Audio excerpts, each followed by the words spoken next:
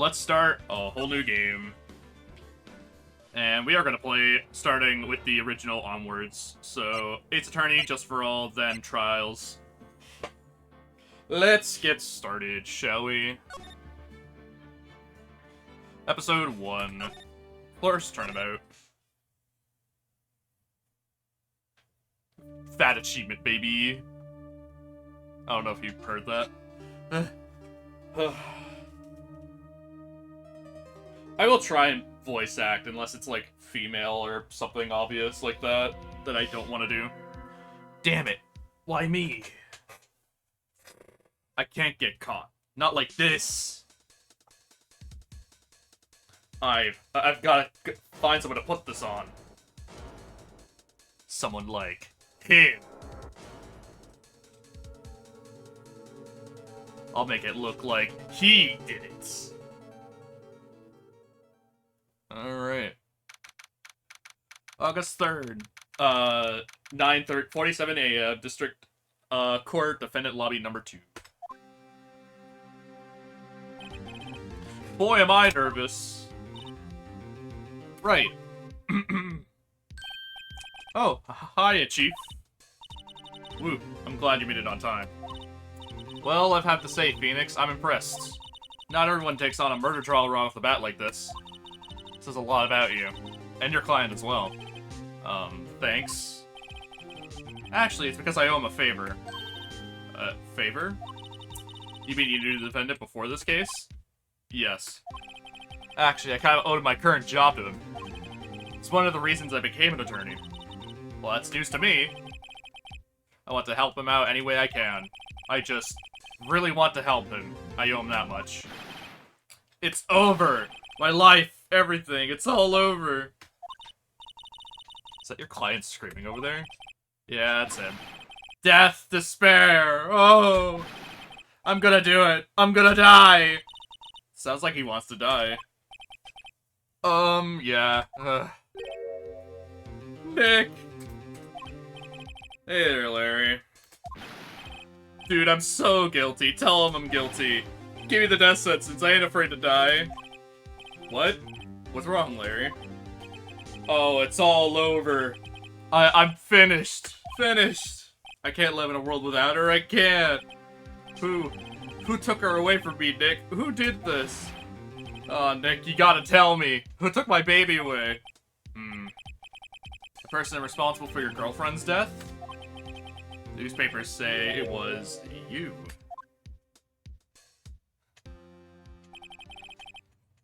My name is Phoenix Wright.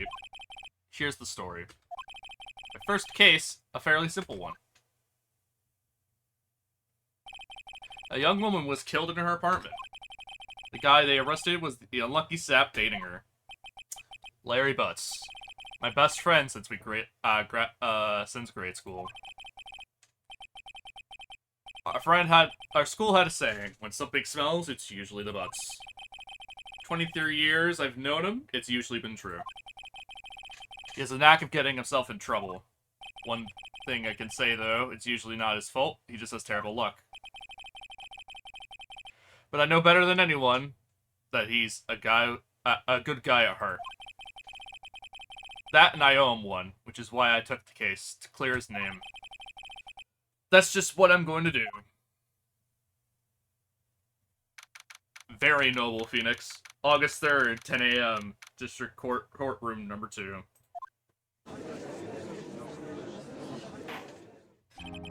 Court is now in session for the trial of Mr. Larry Butts. The prosecution is ready, Your Honor. The, defense is ready, Your Honor. Mr. Wright? This is your first trial, is it not? Yes, Your Honor. I'm, a little nervous. Your conduct during this trial will decide the fate of your client. Murder is a serious charge. For your client's sake, I hope you can control your nerves. Thank you, Your Honor. Mr. Wright, given the circumstances, I think we should have a test to ascertain your readiness. Yes, Your Honor.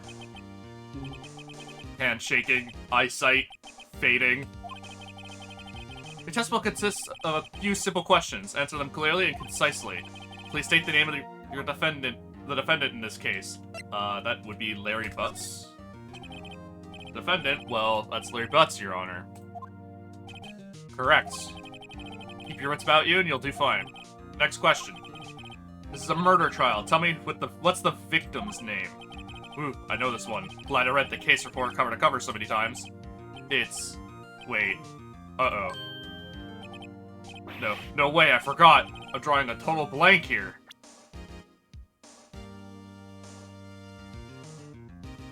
Oh, wait, I accidentally... Whoops.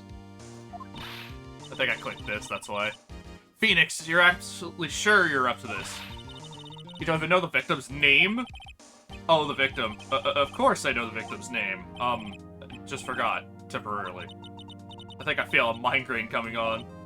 Look, the victim's name is listed in the court record. Just press tab to check it at any time. Remember to check it often. Do it for me, please. I'm begging you. And if we do... Their name is Cindy's Autopsy. Mr. Wright, who is the victim in this case? That would be, Cindy Stone. The victim's name is Cindy Stone. Correct. Now tell me, what was the cause of death? She died because she was... And we can check again, in case we're unsure.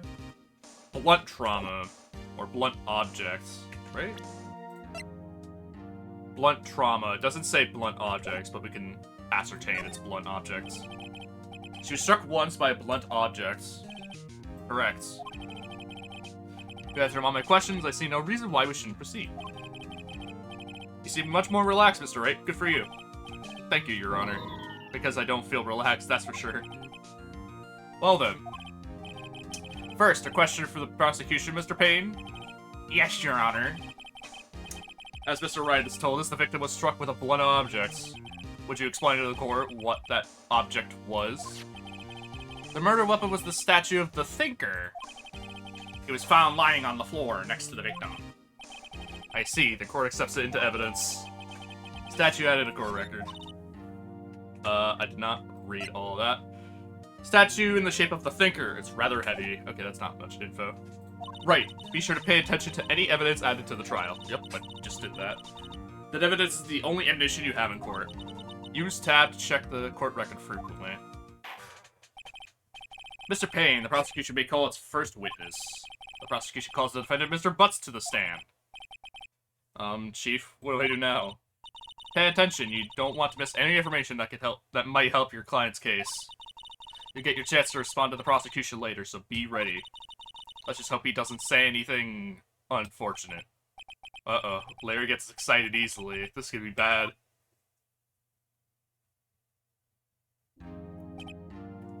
Ahem. Mr. Butts, is it not true that the victim has recently dumped you? Hey, watch it, buddy! We were great together. We were Romeo and Juliet, Cleopatra and Mark Anthony. Didn't they all die? I wasn't dumb. They just take my phone calls or seeing me, ever. What's it to you anyway? Mr. Butts, what you describe is generally what we mean by dumped.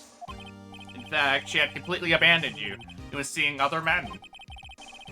She had just returned from overseas with one of them the day before the murder. What do you mean, one of them? Lies. All of it lies. I don't believe a word. Your Honor, the victim's passport. According to this, she was in Paris until the day before she died. Passport added to court record.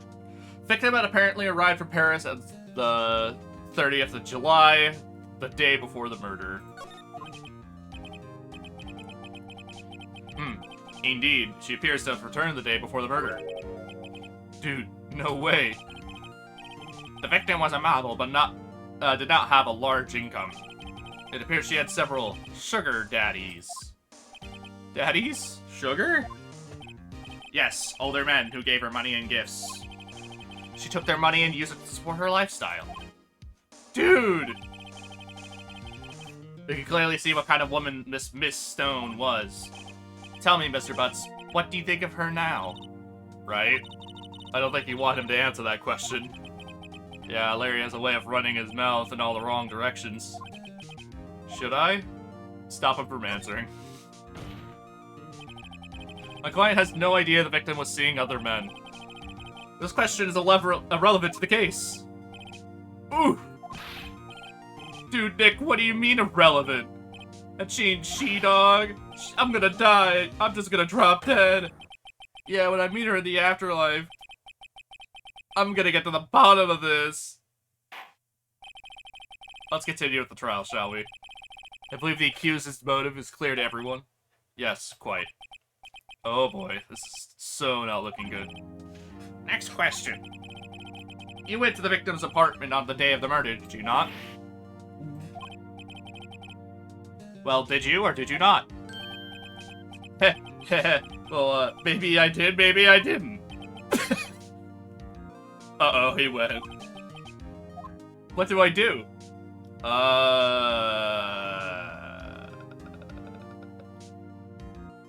Just answer honestly. At that point, he kind of blew himself over. I know, I'll send him a signal. Tell the truth. Yeah, I was there. I went. Order! Fuck. Alt-tab. Clicked off. Well, Mr. Butts? Dude, chill. She wasn't home, man. So, like, I didn't see her. Your Honor! The defendant is lying. Lying? The prosecution would like to call a witness who could prove Mr. Butts is lying. Well, that simplifies matters. Who is your witness? The man who found the victim's body just before making that gruesome discovery. He saw the defendant fleeing the scene of the crime. How interesting. Order. Order in the court. Mr. Payne, the prosecution may call its witness. Yes, Your Honor. This is bad. On the day of murder, my witness was selling newspapers at the victim's building. Please bring Mr. Frank Sod to the stand. Mr. Sod, you sell newspaper subscriptions, is this correct? Oh yes, newspapers, yes. Mr. Sod, you may proceed with your testimony. Please tell the court what you saw on the day of the murder. Witness testimony. I was going door to door selling descriptions when I saw a man fleeing an apartment. I thought he must be in a hurry because he left the door half open behind him. Thinking it strange, I looked inside the apartment. Then I saw her lying there, a woman, not moving, dead. I quailed in fright, found myself unable to go inside. I thought to call the police immediately. However, the phone in her apartment wasn't working. I went to a nearby park and found a public phone. Remember the time exactly, it was 1 p.m. The man who was run, without a doubt, the defendant standing right over there.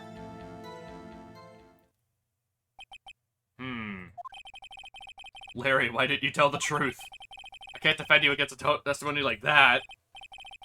Incidentally, why wasn't the phone in the victim's apartment working? Your Honor, at the time of the murder, there was a blackout in the building. Aren't phones supposed to work during a blackout? Yes, Your Honor. However, some cordless phones do not function normally. The phone that Mr. Sod used was one of those. Your Honor, I have a record of the blackout for your perusal. Blackout record. Electricity into Mrs. Stone's building was out from noon to 6 p.m. on the day of the crime. Now, Mr. Wright. Yes? Yes, Your Honor? You begin your cross-examination. Cross-examination, Your Honor? Right, Alright, right. This is it. The real deal. Hold on. Excuse me. What exactly am I supposed to do? Why, you exposed the lies to the testimony the witness just gave. Lies? What? He was lying? Client is innocent, right? That must lie to his testimony. Or is your client really guilty? How do I prove he's not? You hold the key. It's in the evidence.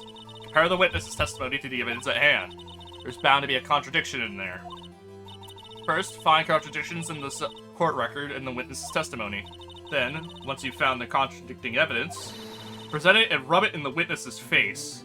Let me just double check something. Alright, cool.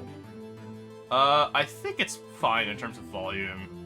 Actually, I need to turn it down even more, I think. Yeah, that's like... Alright, I think that should be good. Because I'm like doing normal speaking volume, and it's like overpowering, I think. Like, the most I could turn it up is like 15, I think, and it would be fine. Alright, cool. Okay. Open the court record with tab and point out contradictions in the testimony.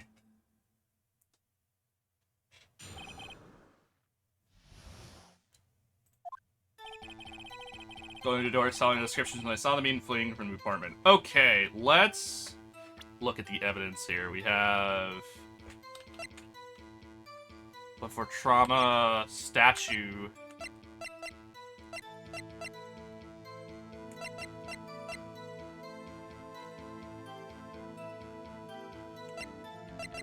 Yeah, the evidence we have, there's nothing really. Going to sell descriptions. That's kind of fine. I thought he was in a hurry because he left the door half open behind him. Press it. Half open, you say? Yes, yes, the door was open halfway, yes. I watched for a moment, but no one came to close the door. That's odd. In a big city like this, I thought. I see. And what happened next? Alright, cool. Thinking it strange, I look inside the apartment. You already explained that. When I saw her lying there, a woman not moving, dead. I quailed in fright and found myself unable to go inside. Why? Oh wait, no, you explain that. I thought to call the police immediately. Police immediately. However, the phone in her apartment wasn't working. You already explained that with the record. Went to the park and found a public phone. Remember the time exactly, it was 1 p.m. How do you know that? 1 p.m., are you certain? Yes, absolutely. He seems really confident. 1 p.m.? Mr. Wright, does that seem strange? Press evidence to contradict him. Excuse me. Let's prevent... Let's see, autopsy. Time of death, 4 to 5 p.m. That doesn't seem like 1 p.m. That seems a lot earlier than you said. She would be alive if that was the case. You found the body at 1 p.m. You're sure? Yes, it was 1 p.m. for certain. Frankly, I find that hard to believe. Your statement contradicts the autopsy report. The autopsy notes the time of death as at sometime after 4 p.m. There was no body to find at 1 p.m. How do you explain this 3-hour gap? Oh, that. Oh, This is trivial. The witness merely forgot the time. After his testimony, I find that hard to believe. Mr. Sawit? Why were you so certain that you found the body at 1 p.m.? Gee, that's a really good question. Great job, Wright. Way to put him on the spot. That's all you have to do. Point out contradictions. Lies always beget more lies. See through one and their whole story falls apart. Wait, I remember now. Would you care to give your testimony again? Boom. The time of discovery. You see, when I found the body, I heard the time. There was a voice saying in there. It was probably from a television. Oh, but it was 3 hours off, wasn't it? I guess the victim must have been watching a videotape of a taped program.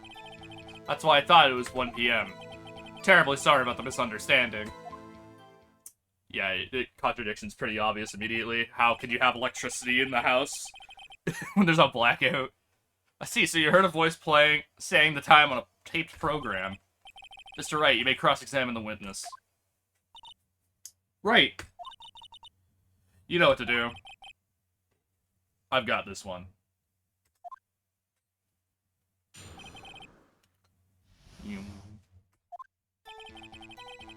Steven, I had the battery, I heard the time. There's a voice saying there, it's probably coming from the television. Oh, but it was 3 hours off. I guess the person must have been watching a video of a taped program. That's why I thought it was 1 p.m. Yeah. No. Oh, wait, whoops. I meant to present a video. Yes, that would explain why the time is wrong. True, true.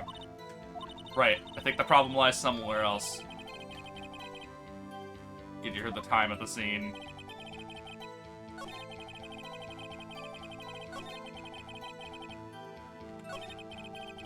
Voice saying the time is probably coming from a television. That is not true. Because there was a blackout from noon to 6 p.m. That is incorrect. Hold it right there. The prosecution said there was a blackout at the time of the discovery. And this record proves it. You couldn't have heard a television or a video. Ah! Well, The defense has a point. Do you have any explanation for this, Mr. Sawit? No, I find it quite puzzling myself, quite. Ah! But wait, I remember now. Mr. Sawit? The court would prefer to hear accurate testimony from the very beginning. These constant corrections are harming your credibility.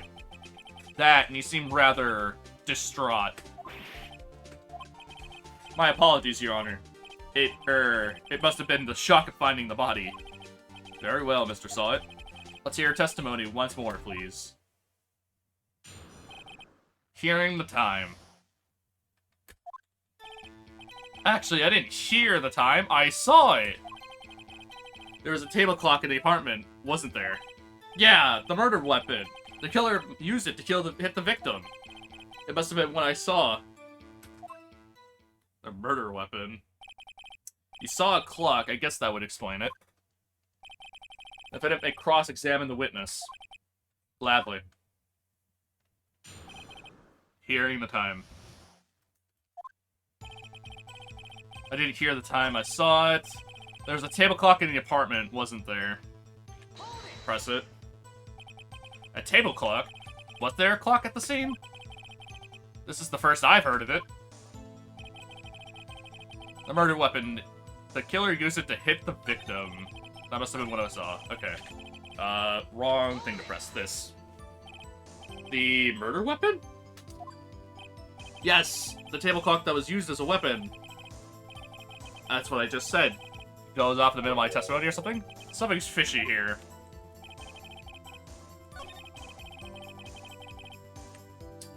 What do we have as evidence currently? We have... blunt force trauma. Statue in shape of the thinker, it's rather heavy. Murder was used to use it to kill the victim. That must have been what I saw.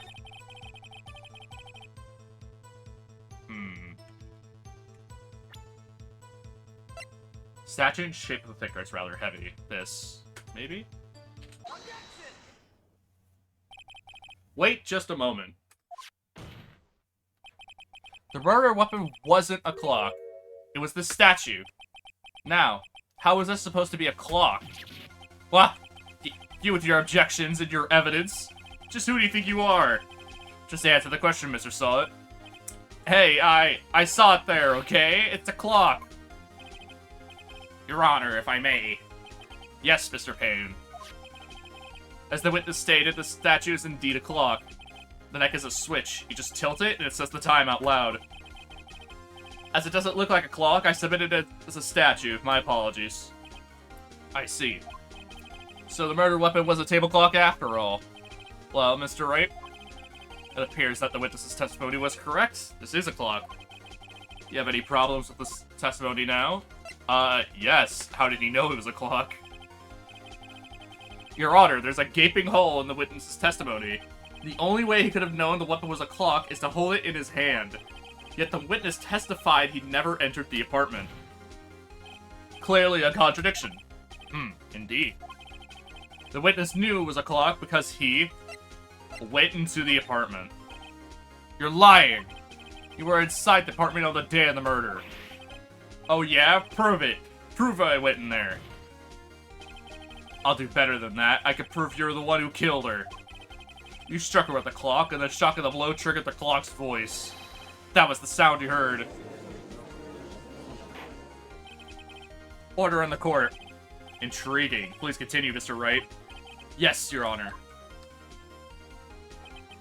Mr. Saw It. The sound must have left quite an impression on you. Understandable, since the murder weapon just spoke just as you hit the victim. That voice was burned into your mind. That's why you were so certain about the time. What's the meaning of this?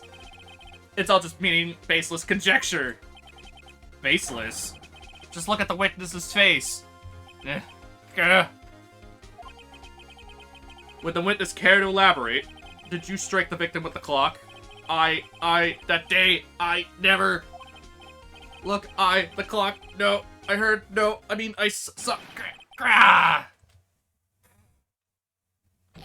Shut up, I hate you. It was him, I tell you. I saw him. He killed her, and he should burn, give him death. Order in the court, I say. Your Honor, a moment, please. There's a shred of evidence supporting the defense's claims. Mr. Wright, Your Honor. You claim the sound the witness heard came from the clock. Do you have any evidence?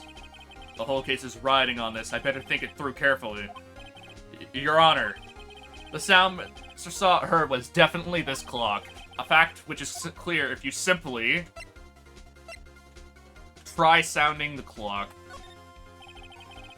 Let's sound the clock here in this court. Your Honor, may I have the clock?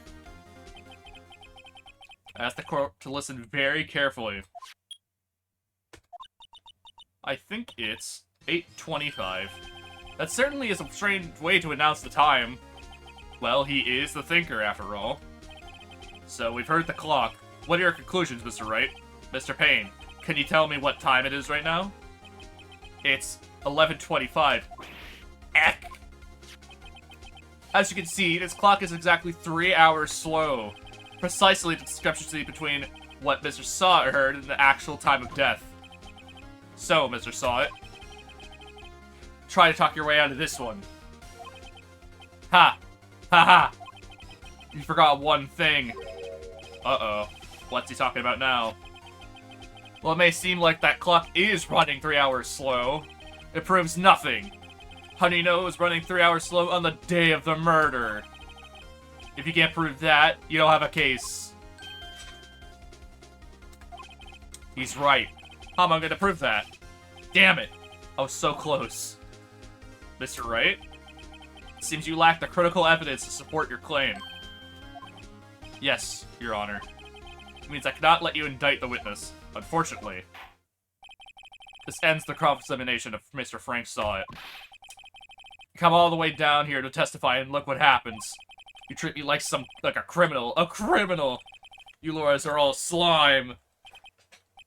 Ugh, I almost had him. Sorry, Larry. I failed you. There's nothing I can do about it now. Not so fast, Mr. Saw It. Chief. Listen up, Wright? Don't throw this one away. Not like this. Think. But Chief, it's over. I can't prove the clock was slow on the day of the murder. Nobody can prove it. Well, yes.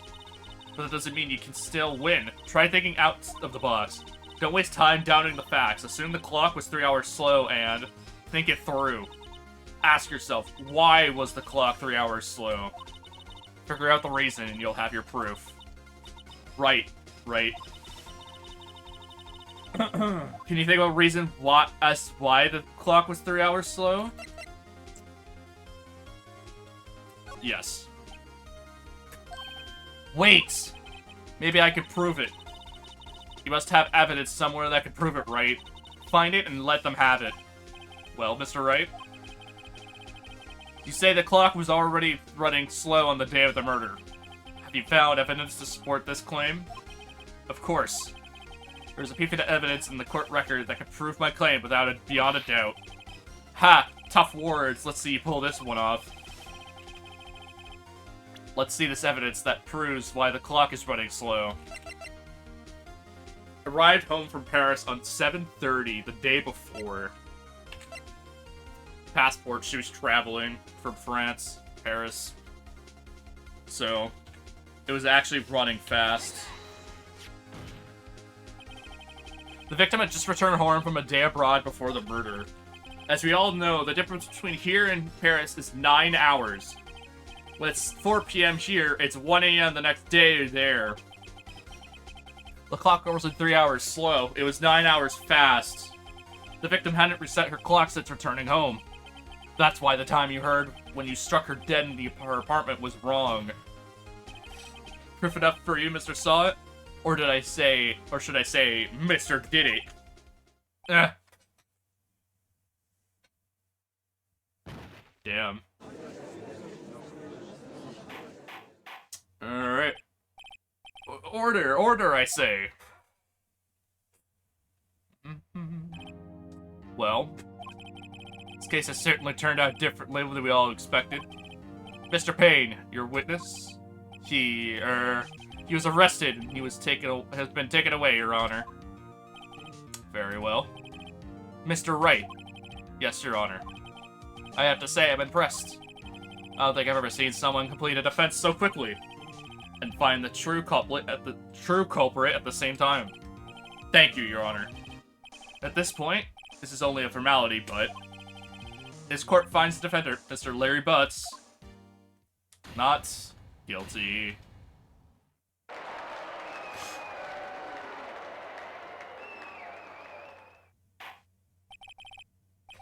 And with that, the court is adjourned. Turns out that Frank Saw It was a common burglar. He posed as a newspaper salesman to check and see when people were out of the house. That day, Larry went to her apartment. The victim wasn't home. After he left, Mr. Frank Saw It let himself in to do his dirty work. While he was searching her place, the victim returned. Flustered, Mr.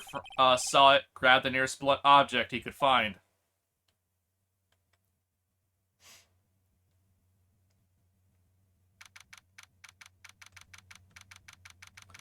August 3rd, 2:32 p.m., District Court, Defendant Lobby Number 2.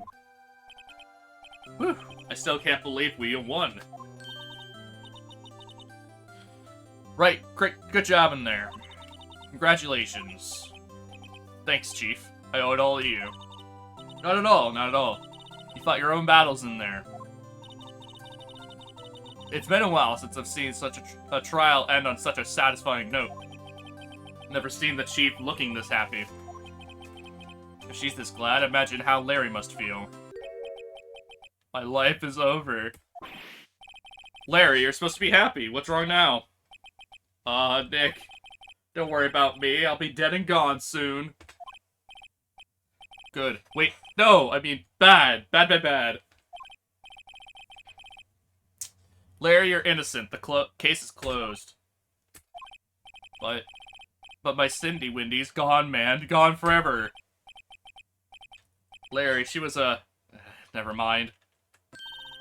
Congratulations, Harry. Harry? Yes, you. I can practically see the headlines now. Harry Butts, innocent. Oh, thanks. I really owe you one. I won't forget this ever. Let's celebrate. Dinner? Movie? My treat. Oh, no, I couldn't. Hey, I was the one that got you off the hook. Oh, hey. Here, take this. It's a present. A present for me? Wait, wasn't this the evidence that... Actually, I made this clock for her. I made one for her and one for me. Really? You made this? Well, thank you. I'll keep it as a memento. Yo, Nick. Can you believe it? I was so into that chick, and she was just playing me for a fool. Don't that make you want to just cry? Larry. Are you so sure? Excuse me? I think she thought quite a lot of you in her own way. Nah, you don't. Gotta sympathize with me, okay? Oh, I'm not just sympathizing, really. Isn't that right? Don't you have something to show your friend? Something that proves how she felt about him? Uh-huh. Oh, yeah, right. What the heck is she talking about? It's the statue. Why else would she keep it? Fuck it, there we go. Check this out, Larry. Proof positive that you weren't some chump to her. Huh? What about that clock?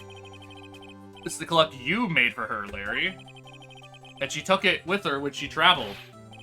Whatever, she probably just needed a clock, that's all. You think so? It's a pretty heavy clock to take traveling. Well, make of it what you will. Hey, Nick. I'm glad I asked you to be my lawyer. Really, I am. Thanks. Hope that made him feel a little better. Right? I hope you see the importance of evidence now. Also, hopefully you realize things change depending on how you look at them. People too. And never really know if our clients are guilty or innocent.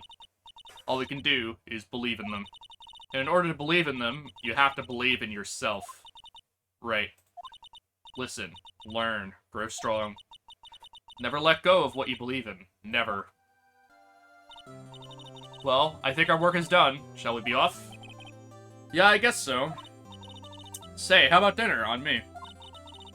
We'll drink a toast to innocent butts. Yeah. Oh, speaking of Harry. You were saying part of why you became a lawyer was because of him. Yeah, part, at least. You have to tell me more about it sometime. Maybe over drinks? And so, my first trial came to a close. Larry slapped me on the back and said, "Gee, Nick, it's good to have friends." But I'm pretty sure he's not going to pay us, unless you count the clock he gave to Mia. I don't know it then. But that clock was soon going to be the center of another incident. And my promise to tell the chief about me and Larry would be one promise I wouldn't be able to keep.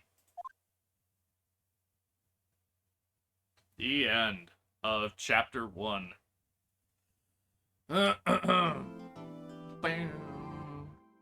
Brand new episode is added. Alrighty. Save progress? Yes, please. Make it save slot 1. Whoops. Back, please. Thank you. Okay.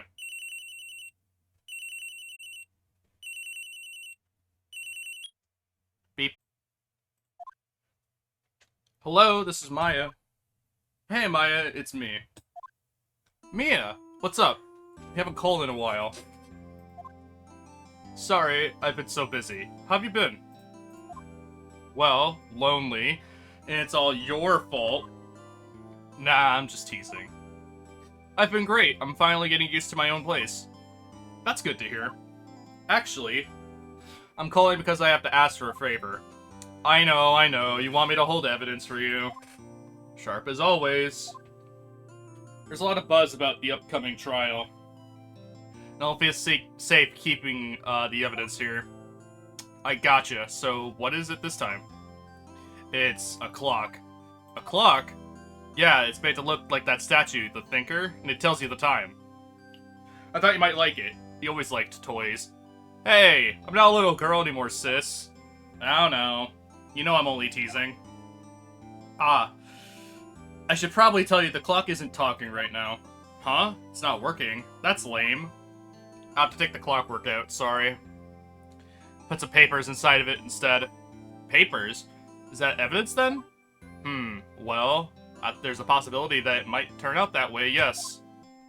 Could you come by the office tonight, say 9, to pick it up? I'll be, in a pre-trial meeting until then.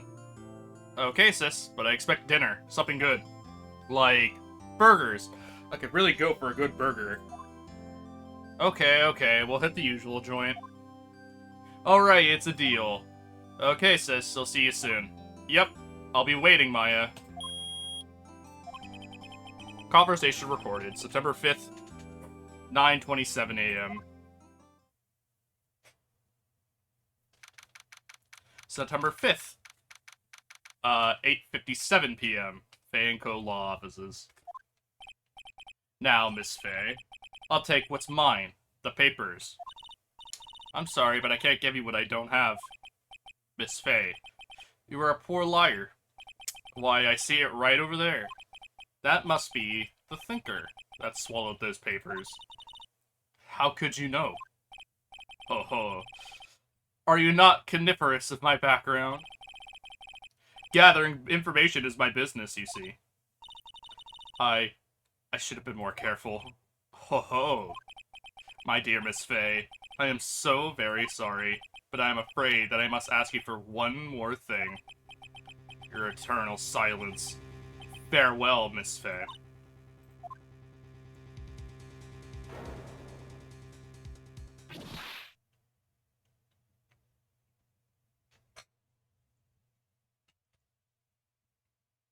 Red, white, blue.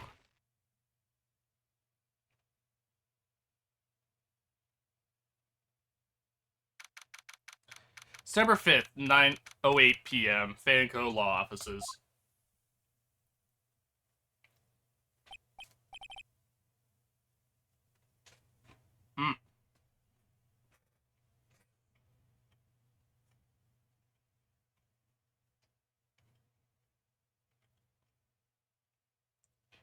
My bad, I got caught mid-crunch. Uh-oh, I'm late. Huh, that's strange. I guess the chief left without me. She said her sister was coming over, so we should all go out for dinner. What's that smell? Blood? Mia! Maybe she's in her office. We move to the office. That smell. Blood!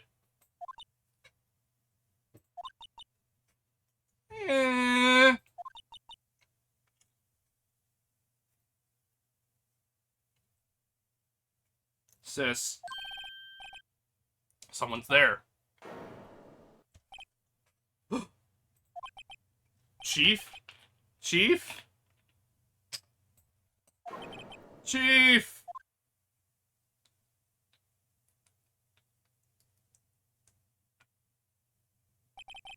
Who are you?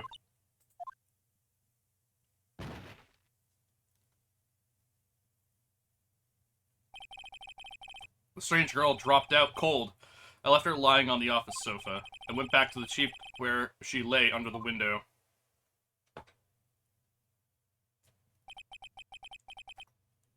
Her body is still warm. I could feel it when I held her shoulder. Then, all too quickly, it all began to fade. Until finally she was cold. Chief.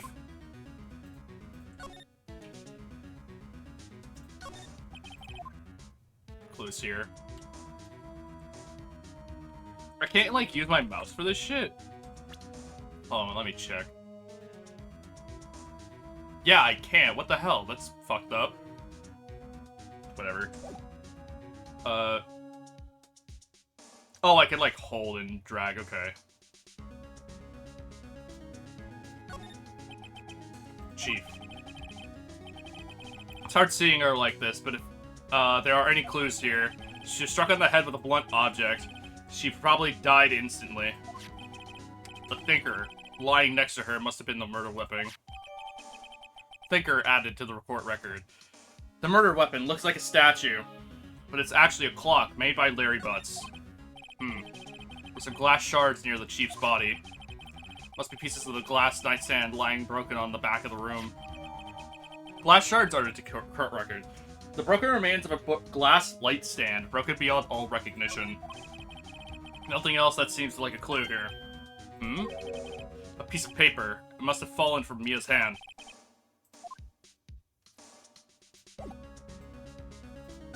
Whoops.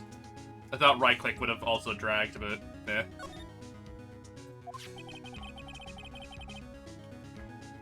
A word is written in blood on this scrap of paper. Maya. Did Mia write this? This piece of paper is a receipt from the department store. Dated yesterday. Receipt added to the court record. A department store receipt with letters written in blood on the back. I think that's enough snooping around for now. I better call the police and find out what this girl was doing here. Back to the loco offices. That girl just now, where did she go? I'll put her right there on that sofa. Uh-oh. I hope she didn't run on me. Yipes! Don't scare me like that. Excuse me, but who are you? It's okay, I work here. Maya. Maya Fey. Maya Fey? Maya? So Mia was writing this girl's name. Maybe I should show her the receipt? I never thought there'd be a use for evidence like this outside the courtroom. Yeah, present her with the receipt. Whoops.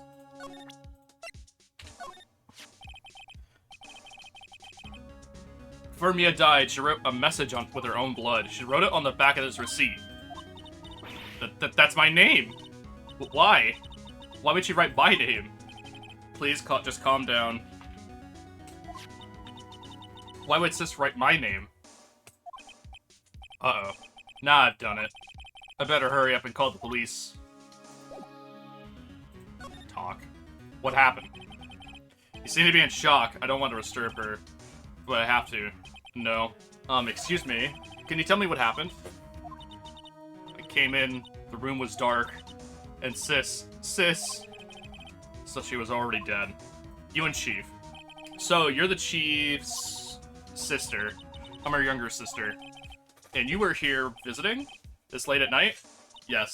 She said she wanted me to keep some evidence for her. Evidence? Yes, it was that clock. It was the thinker. Alrighty. Let's... examine elsewhere, I think. Couldn't cram more legal books in here even if you wanted to. You can gaze upon the shelves without feeling insignificant. Move? Question mark? Oh. Le phone. Right, I better call the police. Huh? That's funny. A few of the screws on the receiver are missing. It looks like someone was halfway through taking it apart. Police? Please, come quick. What was that? Someone screaming from outside the window. She's staring right at me. She's holding a phone in her hand.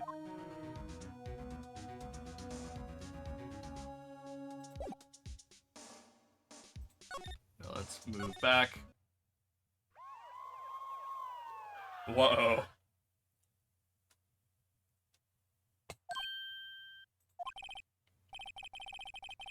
The police. It sounds like they're coming this way. Freeze! Police!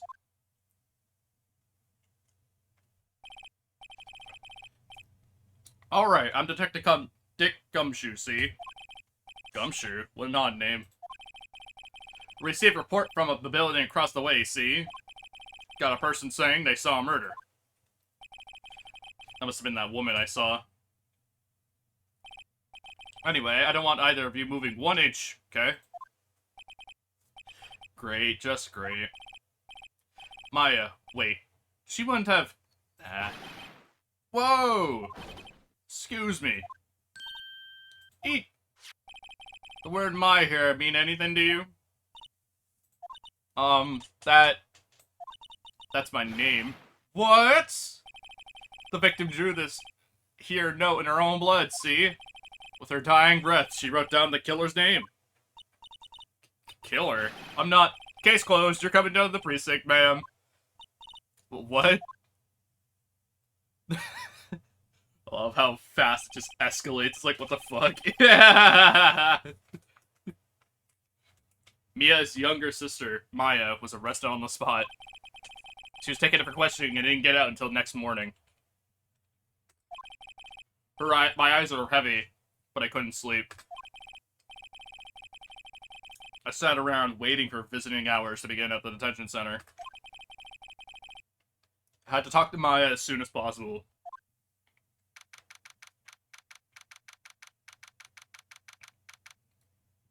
September 6th, 9:07 a.m. Detention Center Visitors Room. You were awake for 9 hours? Like 12 hours? Jesus. Wow, they have poor Lyle locked up like a criminal.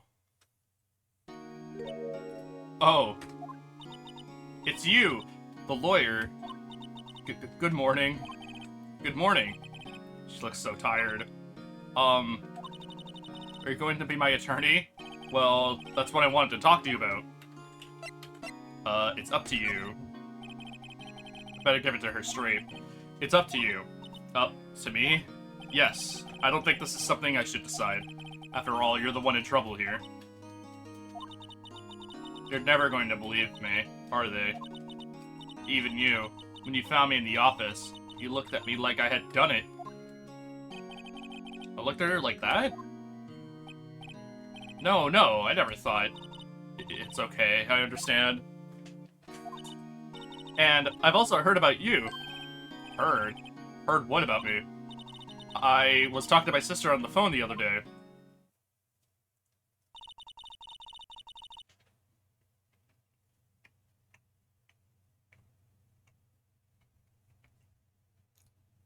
Today was my junior partner's first time in court.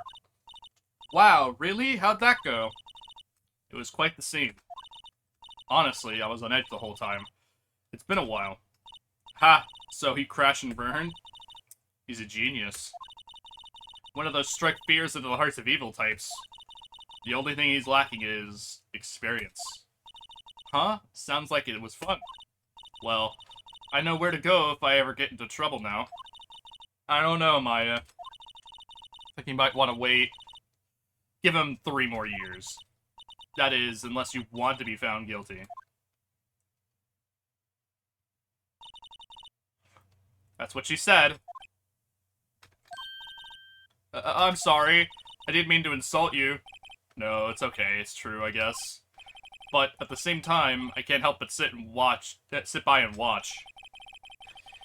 And I think of the person who did this, Mia. I know. Maya, yo, what's up, Justin? How you doing, bro? Playing some Ace Attorney while chilling. We just finished up the tutorial trial, so you're in at the perfect time.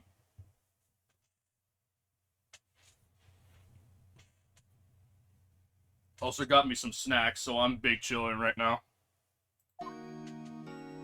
Alright. This takes me back. Yeah, I remember when you were playing all of them again. Yo, what's up, Poja? How are you doing? We're playing some Phoenix, right? Ace Attorney trilogy, baby. God bless Ace Attorney. True.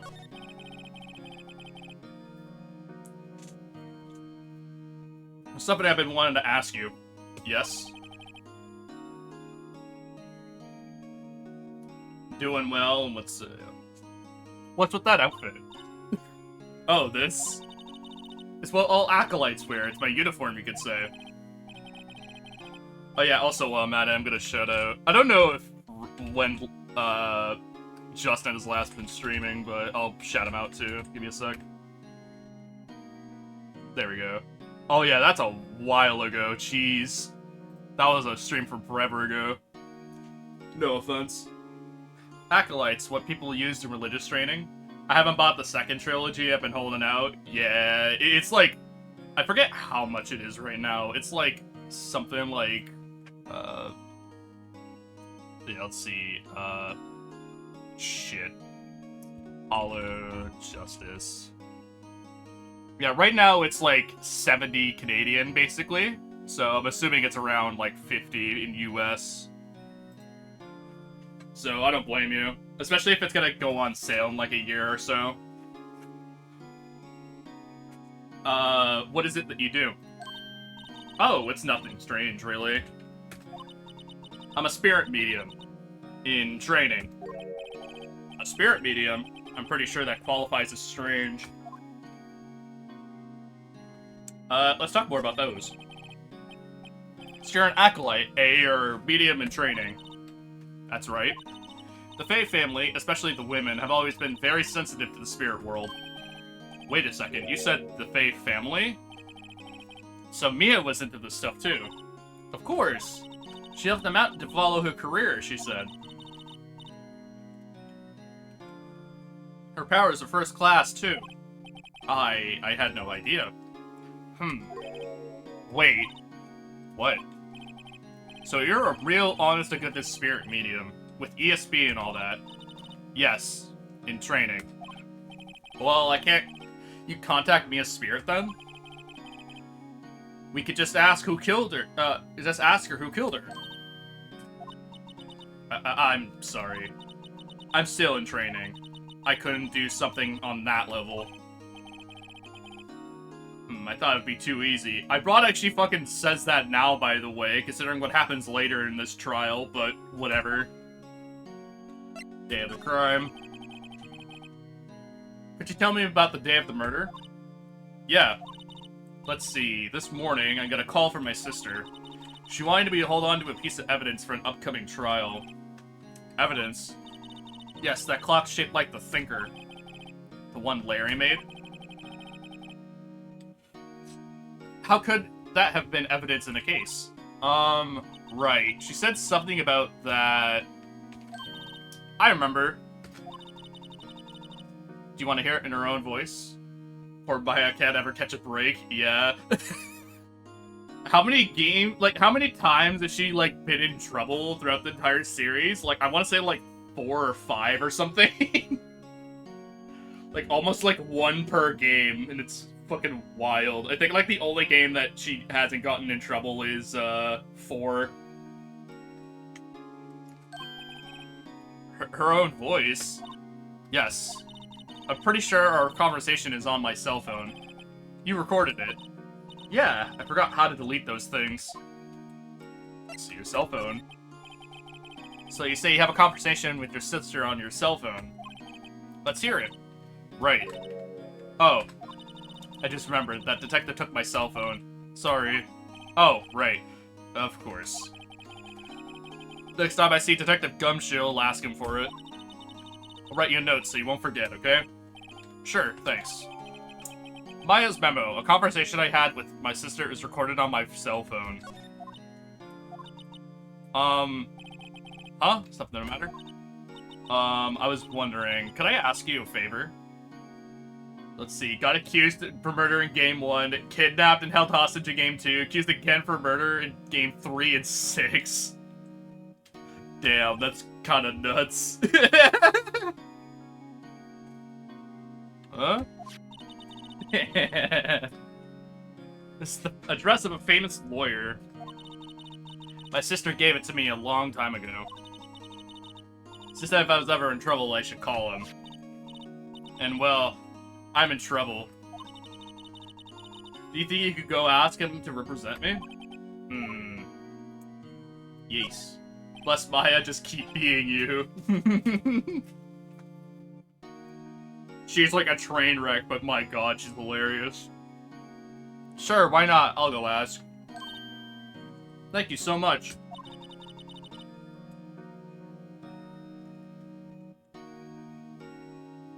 I have no one else to turn to. Say, what about your parents? Damn, Phoenix. I see. Don't worry, leave it to me. Turbo Sisters, best OST for her in Game 2. Yeah, I think that's pretty good. I don't remember, like, all of the OSTs. I mainly remember the, Pursuit themes and stuff, and, all that, but... also, like, certain other themes, like, shit. Damn it, I don't remember his name. Not Diego, that's his actual name. The guy that did Unlimited Coffee Works. That's how I remember him, Unlimited Coffee Works. His theme's also pretty good.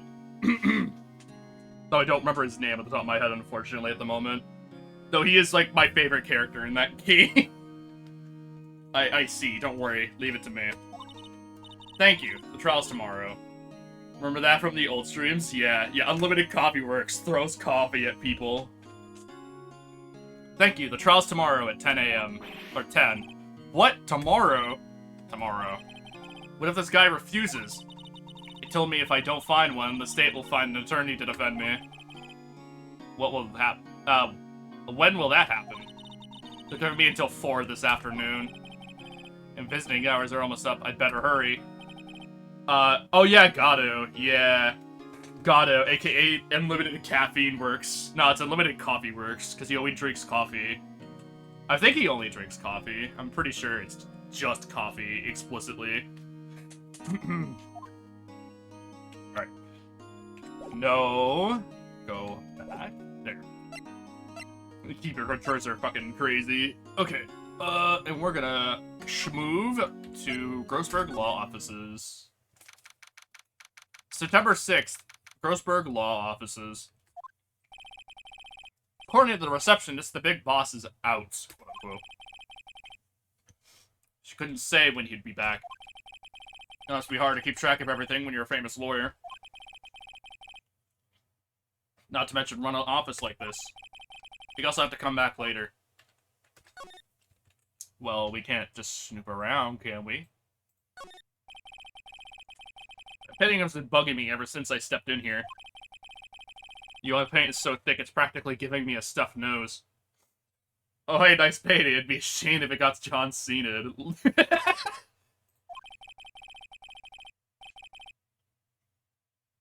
I'm sure the price is nothing to sneeze at either, for that matter. Man. No clues here. Why the... Oh, there we go. Okay. A solid mahogany desk. What's been polished to a deep luster.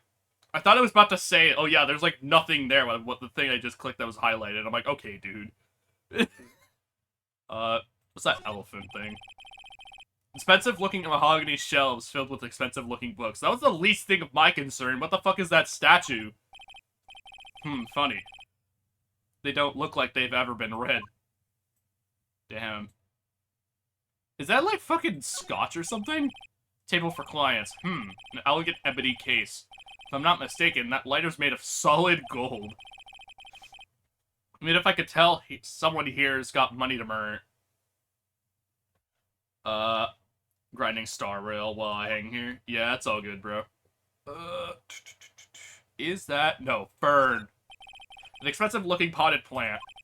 No idea what kind of plant it is, but it's probably the most expensive one available. We're just here to, like, examine random bullshit in this fucking place. I think so. Damn. Alright. No clues here.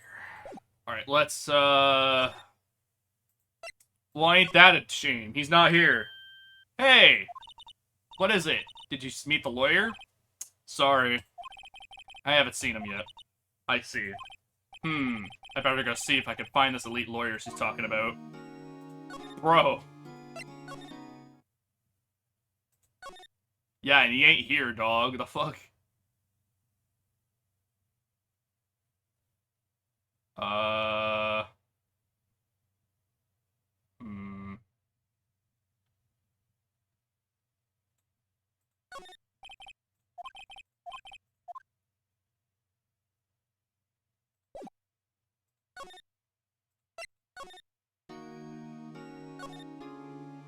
Day of the crime. Okay, whatever. Could you tell me about the day of the murder? Sorry, I know it must be hard. No, it's okay. All I've been doing the last few hours is talking about it. I've gotten used to it. Let's see, that morning I got a call from my sister. She wanted me to hold on to a piece of evidence from an upcoming trial. That's the thinker clock that Larry made. It practically qualifies as a serial murderer now. By now. So then, when did you arrive at the office? It was around 9. The lights were off and I could smell blood. Then I found her, my sister. Thanks, Maya. That's all I need to hear for now. Your family. What about your family? I only had my sister. My father died when I was very young, and I don't know where my mother is. Don't know. So she could be still alive? Your mother. The women in my family have been mediums for generations. They say a lot of spiritual power runs in our blood. About 15 years ago, our family was involved in an incident. There was a man, and he ruined our mother's life. Ruined? After that, she disappeared. Several years after that, my sister announced she would, quote-unquote, become a lawyer, and she left the mountain. So, you live by yourself. Yes, I've gotten used to it. Oh, also, I had to become independent, or I would lose my powers. I feel bad for her, all by herself up on that mountain. Your mother's enemy. So, who was this man who, ruined your mother? About 15 years ago, there was an unusual murder case. It made quite a stir. Everyone was talking about it, apparently. The police were running out of ideas, and they were getting desperate. Wait, they didn't use a spirit medium, did they? The police convinced my mother to try and contact the victim. Wow, so what happened? The case was solved, we thought. You thought? The man my mother helped the police capture was innocent. The police's consultation with a medium had all been carried out in secret, of course. But a man found out about it and leaked it to the press. He told all the papers that my mother was a fraud, and the media jumped on it big time. She, my mother, became a laughing stock of the nation. I see. White. Excuse me, White? That's his name, my sister told me. White. Very interesting. We are going to move. Hopefully he's here now. Bro, you're joking.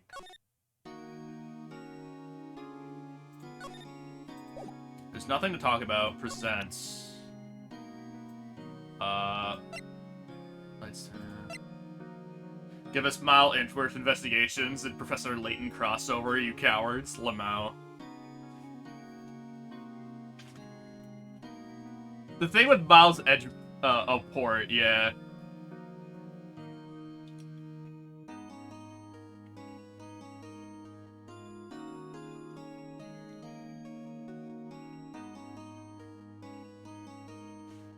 At some point I could see it, yeah.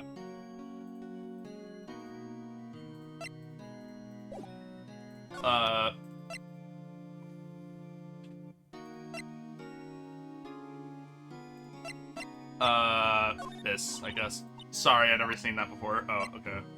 This, I guess. I wanted to ask you about your cell phone. The detective took it when they brought me in. So, Gumshoe took it. I'll have to try and get it back next time I see him. Can I go there, or...?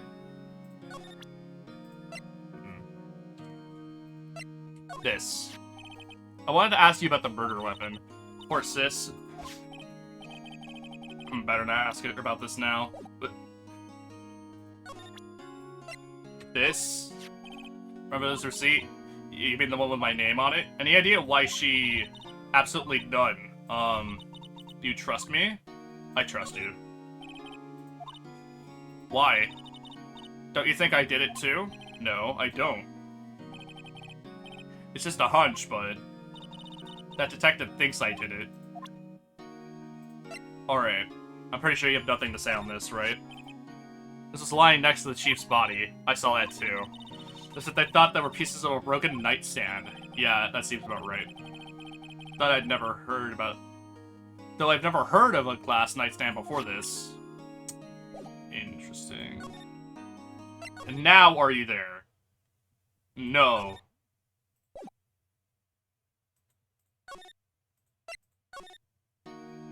Yeah, let me just, like, examine, I guess. This. Smile for the camera. This guy. Soulless. Guard monitors the visiting room. He hasn't moved an inch to real pro. Okay, am I done here, or... I can't talk to you. You've already presented everything.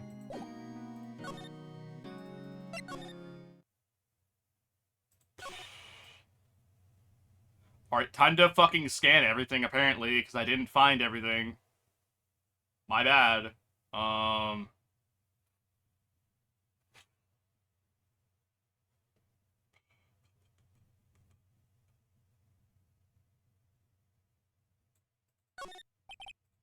No clues.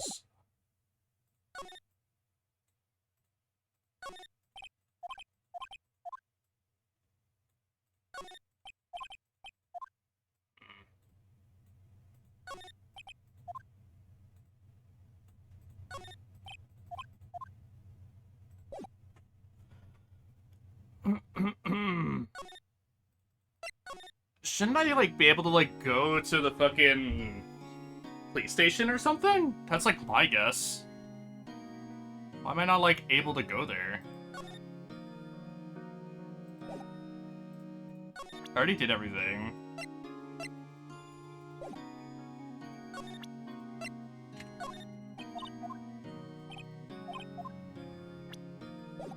Maybe I have to do that and then it'll let me? No. Bro.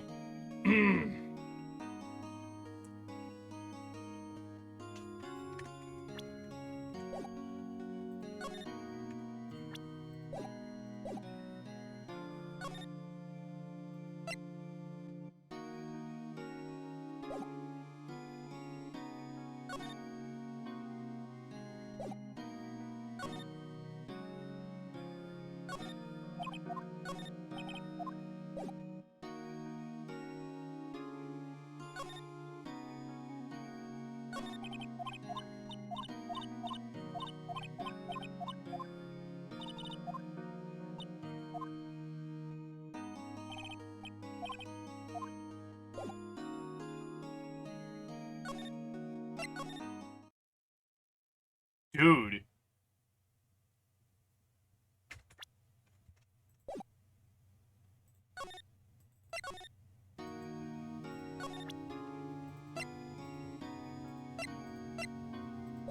Like, is there just something like in his office I'm missing? Or am I, like, crazy?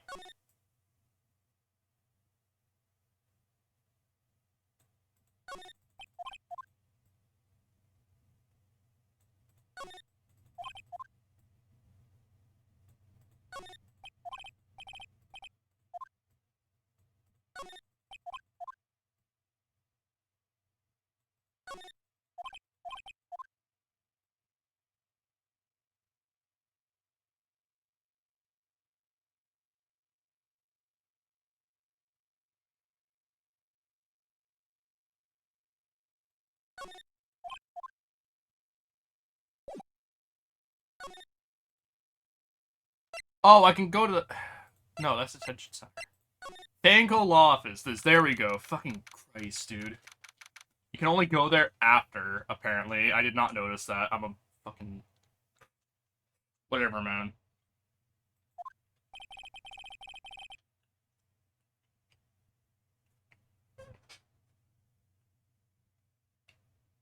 The office is filled with police officers. They're all busily searching for clues. Hey, you there! This is a crime scene, pal. No trespassing. Sorry, did I know you from somewhere? Wait, you're that Butts guy, aren't you? No, Phoenix Wright. How can anyone mistake me for Larry? Ah, guess I got the wrong name, Mr. Wright. Sorry about that. That Butts guy, he was a killer. But you're no killer, right? He was proven innocent. Right, and you were... Detective Gumtree, Detective Suede Shoes, Detective Gumshoe. Best character in Ace Attorney? True. Actual facts. The only person that gets close to that is Maya and, Maggie Bird. Gumshoe, wasn't it? Dick Gumshoe? Right, at your service. Hang on, that's Detective Gumshoe to you, pal. Anyway, get the name right.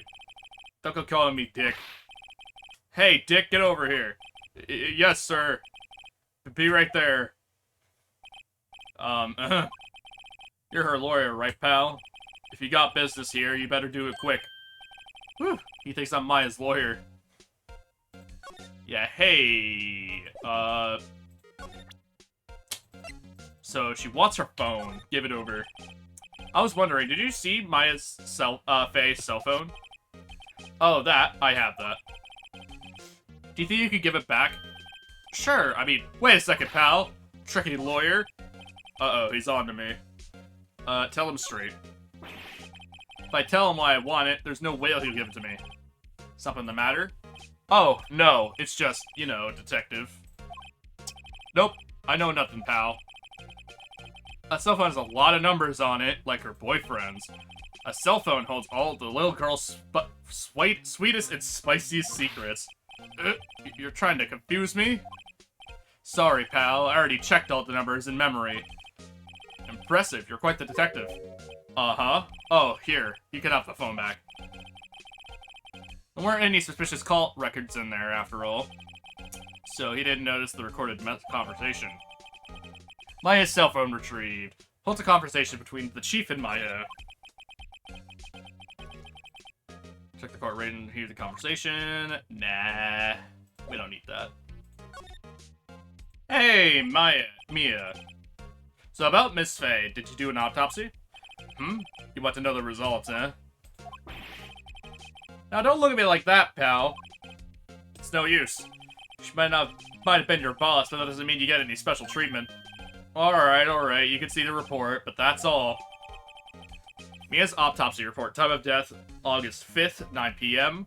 Single blunt force trauma. Death was instantaneous. Thank you for the free shit. About Maya. Yeah, I'm looking forward to the trial. Sorry, pal, but this is one trial you aren't gonna win. Why do you say that? They said he put Prosecutor Edgeworth on the prosecution. Edgeworth.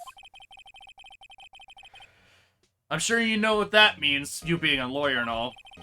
Guess I've asked all the questions I need to. You done, pal? Yes, thank you. I'll be heading out now. Oh, wait. One more thing I wanted to mention to you. I don't suppose you're planning on talking to that witness. Anyway, you better not. No influence in the witness with your lawyery ways, pal. Come to think of it, I completely forgotten about her. The witness? Yeah, Miss April May. I'm sorry about this. But I can't tell you anything about her. Well, you just told me her name, Miss May, huh? So you sent her home already, then. Haha, you're trying your loyalty tricks on me right now. She's not gonna go outside her room until the trial. So, she's still in the hotel across the way. I guess I should know better than to try and get a detective to leak information. You got that right, pal. Time to pay a visit to Miss May. Lamau. Edgeworth. Prosecutor Edgeworth. That's right, pal. Mr. Miles Edgeworth himself. Wait, you do know him, do you? Of course I do. I know him. He's a feared prosecutor. He doesn't feel pain. He doesn't feel remorse. He won't stop until he gets his guilty verdict. Don't talk about him that way. You make him barely sound human. Still, he pretty much decides the case. So Edgeworth is on this one. He hasn't lost a case since he became a prosecutor at the incredibly young age of 20. Of course, there are rumors of back alley deals and forged evidence. All I know for sure is that Edgeworth hates crime with an almost abnormal passion. I never imagined I'd be facing him so soon.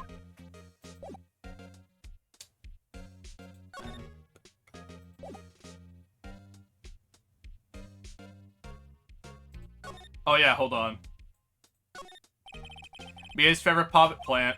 Remember, it had this bizarre name no one could ever remember. Cordyline stricta, pal.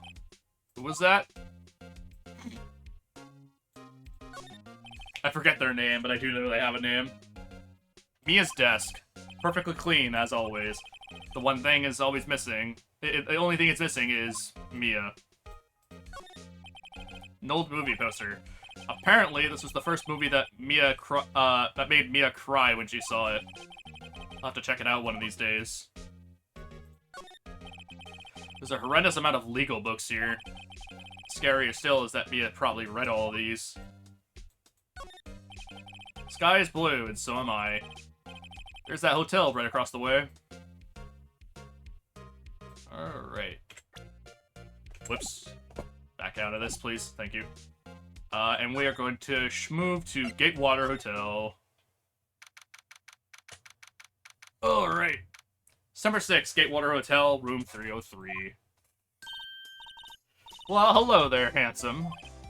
Hi. Smooth, right? Real smooth. You're the lawyer, aren't you? The detective told me. He said, don't say anything to that lawyer, pal. Teehee. Memo to self. Thank Gumshoe for making my job harder. Gee, this is all like something out of a movie. It's all so exciting, I can hardly contain myself. Ooh, let me go freshen up so I can look the part of a beautiful eyewitness. I pity the lawyer who has to cross-examine this one. Well, what's that, partner? There's a screwdriver stuck in the drawer. I wonder what's inside. Let's take a look. Hey! Hey! What are you doing? No touching. Ooh, bad boy. You really shouldn't pry around in other people's rooms now. Funny movie, lend me a goof comedy. Yeah, true. You wouldn't make me upset, would you? Upset? I thought she was going to explode for a second. I wonder what would be inside that drawer.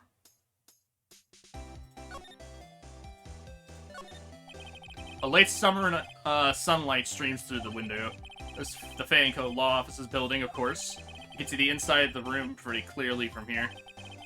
I think it would be a little difficult to recognize the face from this distance, though. Okay, there we go. You can comment on the... Bottle and 2 glasses are on the table. Swan's been staying with her. So you can just find that out really early. Interesting. Ah, still seen painting. Wait, should that be still life? Whatever. One of those is hanging on the wall. And then roses. The roses are fake, as expected. I know sunflowers and tulips, but that's my extent of my floral knowledge. That is a rose, I believe. Alright, hi. What you witnessed? If you could tell me something? I need you to describe what you observed at the time of the incident. Oh, observe? Incident? You sound just like a lawyer in the movies. I like a man with big vocabulary.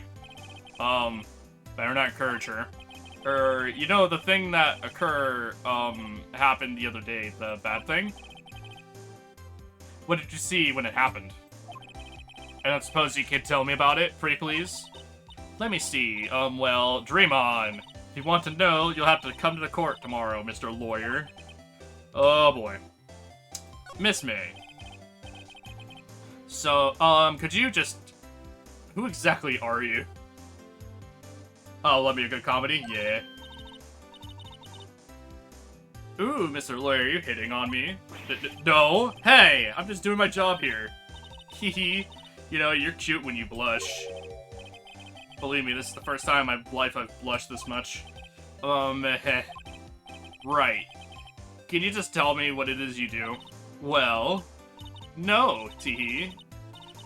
And you had your little hopes up, didn't you? Oh boy. This room. I see there are 2 glasses on the table. Is someone staying here with you? Ooh, what an amazing powers of observation. You must be one of those famous detectives. Like on television. Don't fall it, Phoenix, you know better. Yeah, don't be a simp, Phoenix. Be sad, you already have your partner forever, and his name's Miles oh no, not me, I'm just a lawyer. Say, Mr. Big Detective, why don't you go look for clues? There's always a time and place, true. But even then, he already has a partner, his name is Miles Lamau. Say, Mr. Big Detective, why don't you go look for clues in the garbage, Miss May doesn't like little lawyers. Humph. Keck.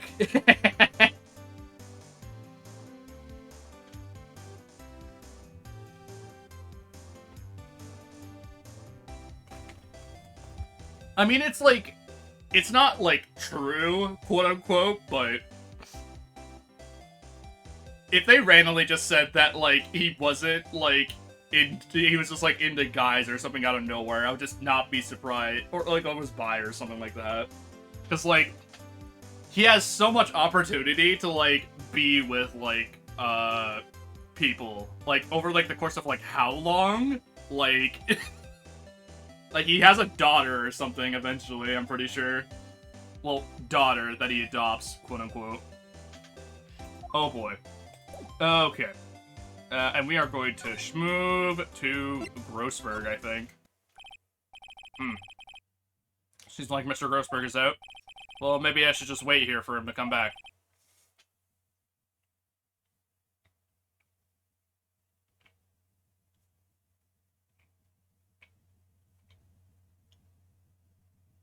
Probably wasn't interested at the time, given that he tries to focus on his career, being a rookie and all. Yeah, that's a fair point. If that wasn't the most over-the-top clearing of the throat I've ever heard. Aha, so, you're the one they say has been looking for me? Oh yeah, we'll talk about you later in 3, buddy. Ah, yes, that's me. He looks even grander than I imagined. That badge on your collar. Ah, so you're a lawyer, are you now? Yes, well, yes. And what do you want? I'm not particularly busy on these days. Please, proceed.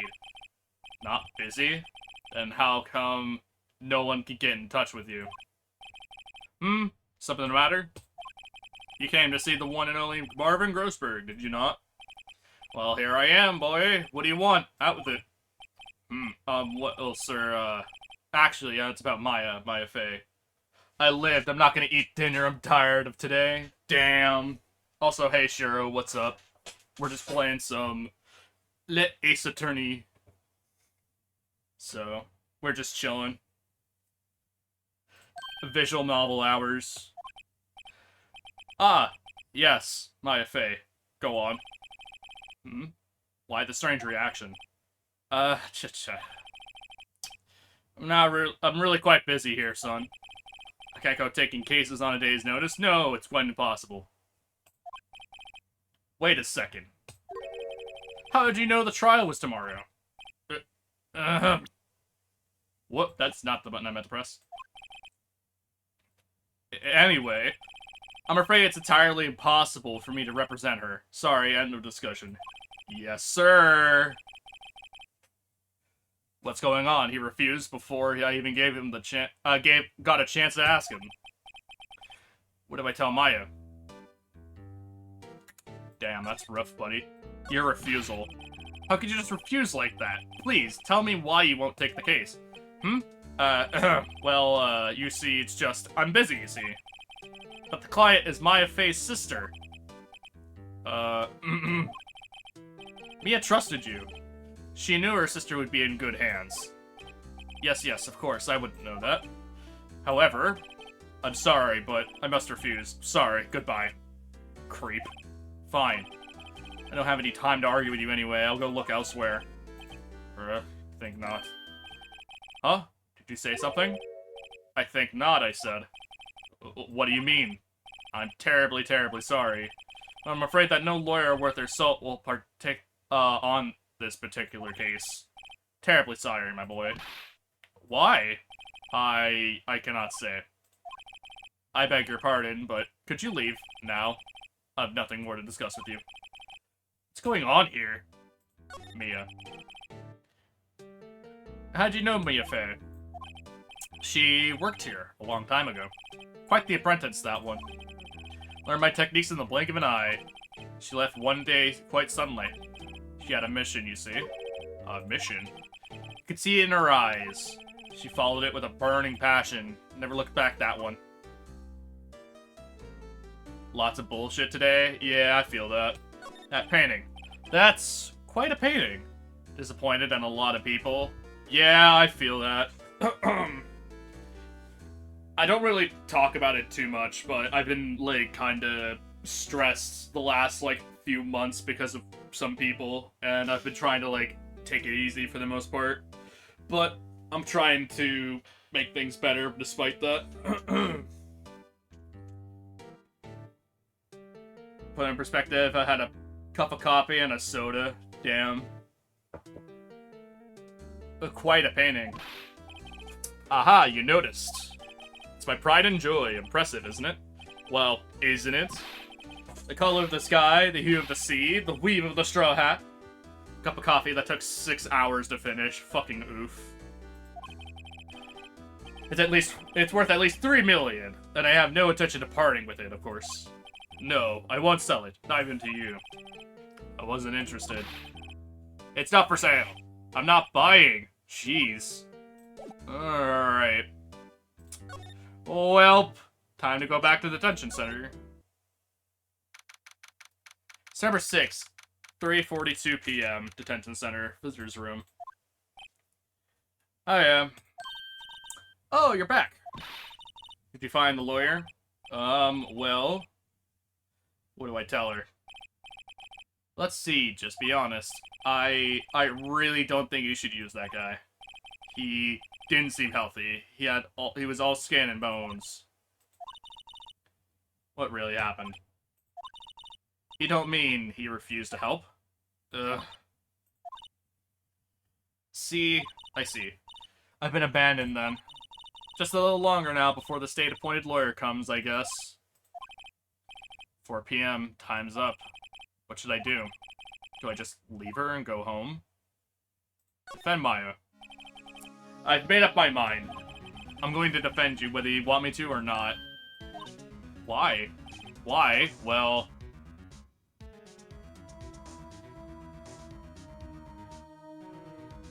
I can't abandon you. No one is as sad as a person without my friends. I know I've been there a long time ago. Why did I become a lawyer in the first place? Because someone has to look out for me when who have no one on their side. Maya, I won't abandon you. You can count on me. That's so kind of you.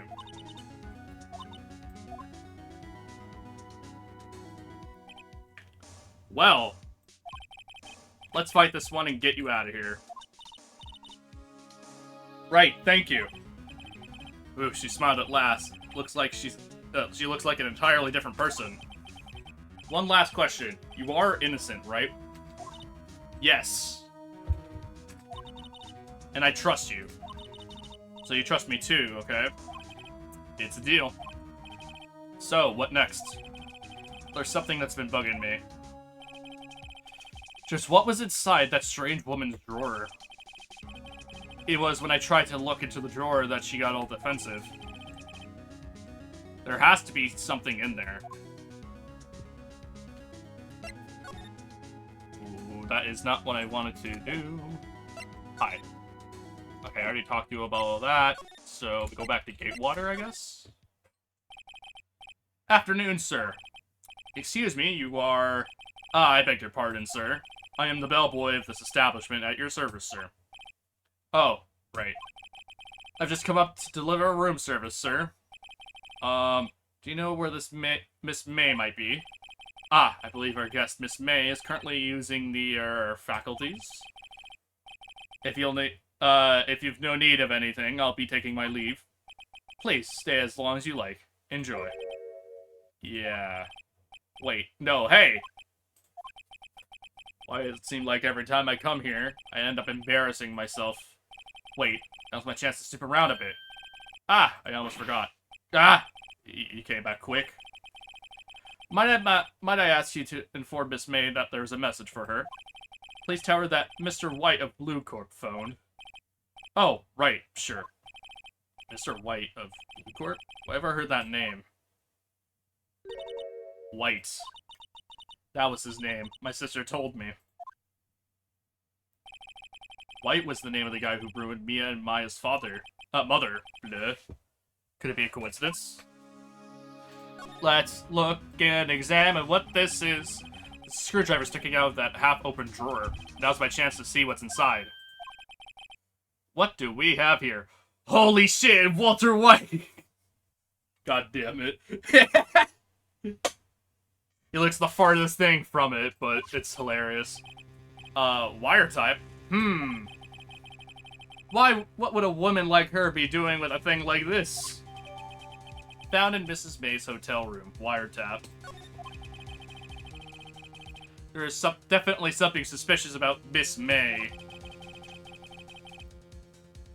Why would she have something like this in her hotel room? There's a story behind all this, I know it. Oh, right. I'll be using this bit of evidence in tomorrow's trial, that's for sure. For Maya's sake. I'll get to this woman's bottom. Wait, I mean... You know what I mean. Ayo!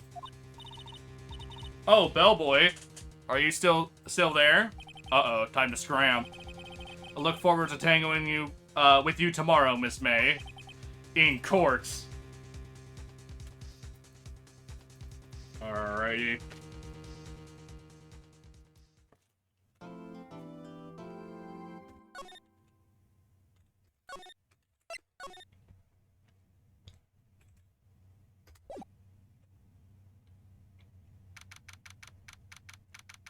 September 7th, 10 a.m. District Courtroom number 1.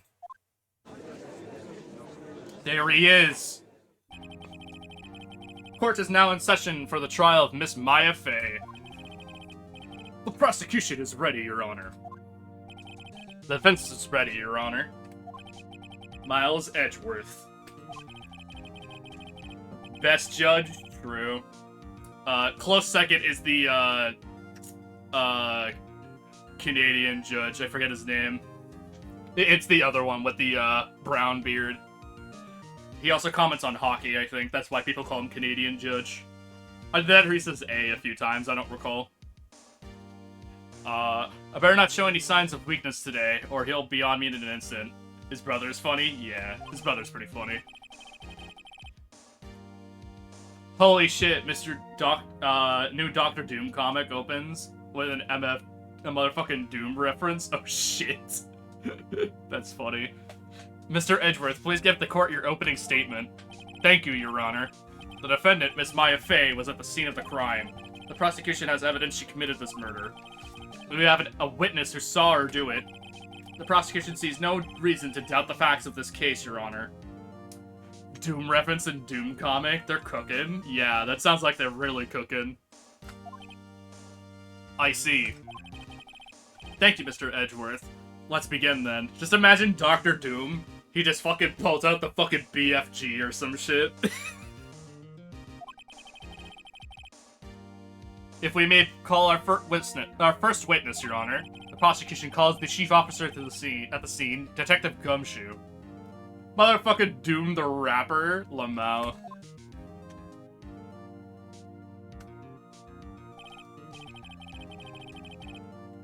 Please witness your name and profession to the court.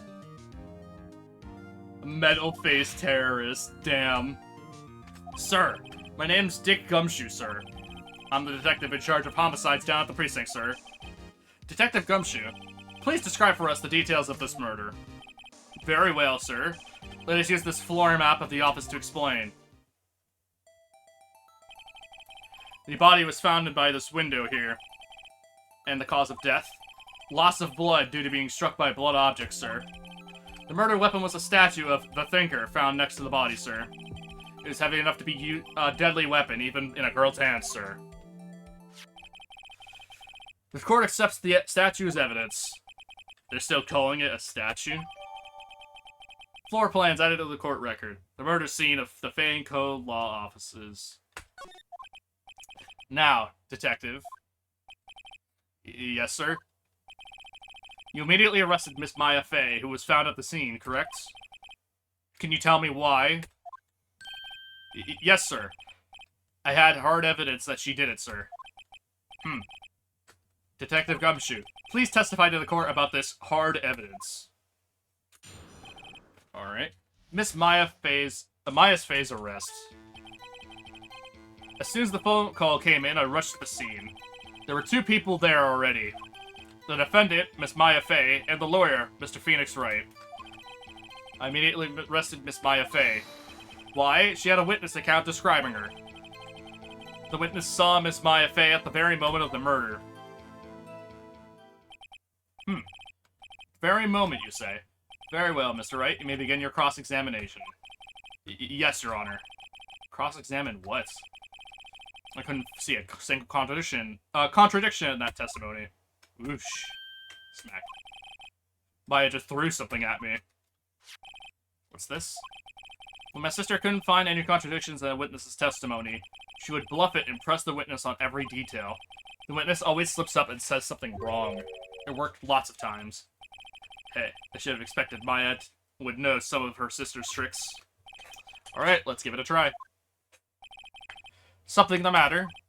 No, Your Honor. I'd like to begin my cross-examination. Miss Maya face arrests. As soon as the phone call came in, I rushed the scene. Right immediately? So you say you got a call, who did you say you got a call from? Hey pal, don't play dumb, you know who. Call is from a customer at the Gateway Hotel, right across from the crime scene. Okay, I pressed. Not sure it did much though. Right, please continue. There were 2 people there already. Yeah. Defendant Miss Maya May and the lawyer Phoenix Wright. I immediately arrested Maya Fey. Why? Why is that? What's your reason? Why? We had a witness describing her account. Describing her. The witness saw Miss Maya Fey at the very moment of the murder. Interesting. Hold on just one second. Yeah? If I heard correctly, you said you arrested her because you had hard evidence she did it, correct? Huh? Did I say that? Me? I heard you say it. You did say it. You said it. Exactly what about this suspicious woman in Pig's claim was hard evidence? What? Miss May isn't suspicious, and she sure isn't Pink, pal. Well, I guess she is Pink. That's enough. Detective Gumshoe, do you have any more solid proof other than her claims, Detective? I guess pressing can have its advantages. Yes. Sorry, I got the order of things mixed up in my testimony, Your Honor, sir. There was something I should have told you about first, Your Honor. Very well, Detective. Let's hear your testimony again. Hard evidence. Alright, let's see what you got. After securing the suspect, I examined the scene of the crime with my own eyes.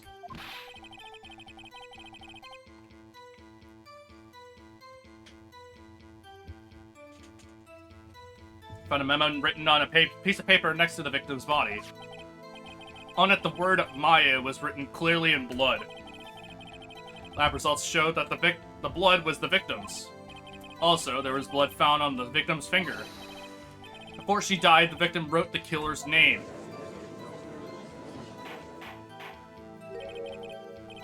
How do you like that? That's my hard evidence. Before I begin cross-examination, I have a question for you, Detective. Your Honor. Why didn't you testify about this vital piece of evidence the first time? I know. I'm real embarrassed I forgot about it, Your Honor, sir. Try to be more careful. Very well, the defense may begin their cross-examination. Hard evidence.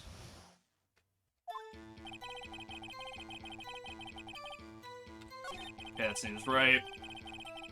Memo written on the piece of paper next to the victim's body. On it, the word Maya was written clearly in blood. Lab results showed that the blood was the victim's. Also, there was blood found on the victim's finger. Before she died, the victim wrote the killer's name. Autopsy. Death was instantaneous. That's impossible. Detective Gumshoe. There's one thing I want you to clarify for me here. You say that the victim, Maya Fey, wrote this note. That she's accusing the defendant, Maya Fey. That's what that's really what you're saying.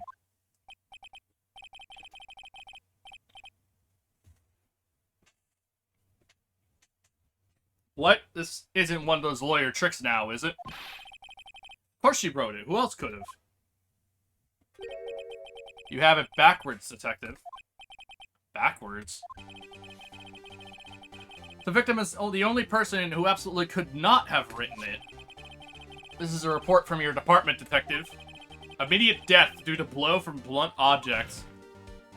She died immediately. But...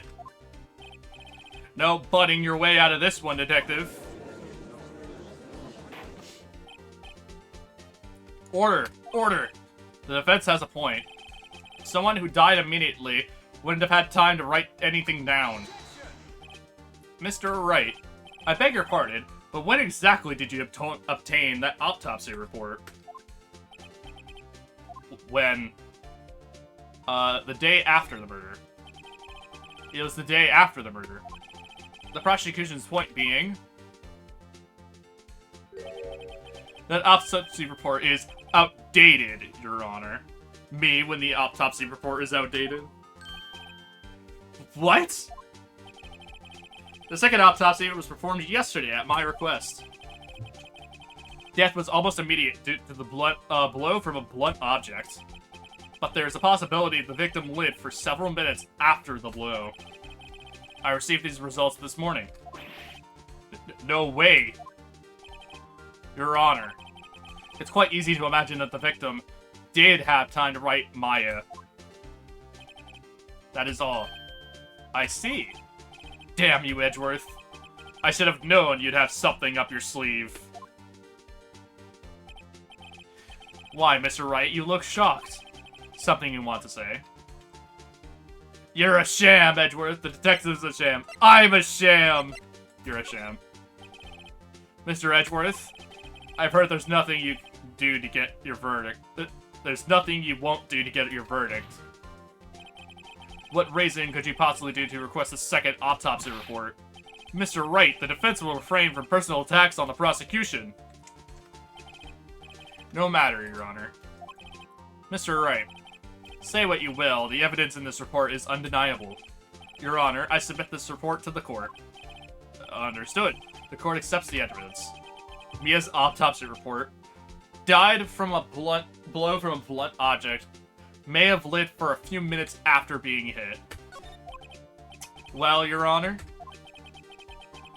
the evidence strongly suggests that the victim was identifying the killer.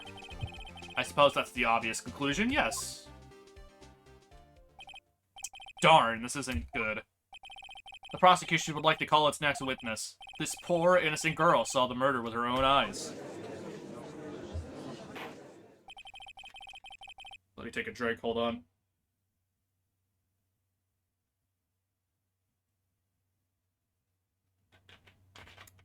Ah! Let the witness, Miss April May, take the stand. What exactly is part of... What exactly what part of her is innocent?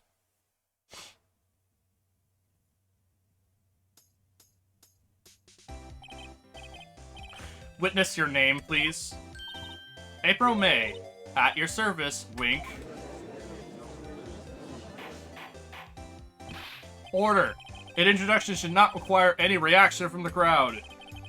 The witness will refrain from wanton winking. Aw, yes, Your Honor. This is not good. She's already captured the heart of every man in this courtroom. Damn. Pretty narrow-minded there, Phoenix. I understand this game came out in, like, 2001, but still, damn. Was it 2001? I don't remember, but... It was, like, early 2000s, for sure.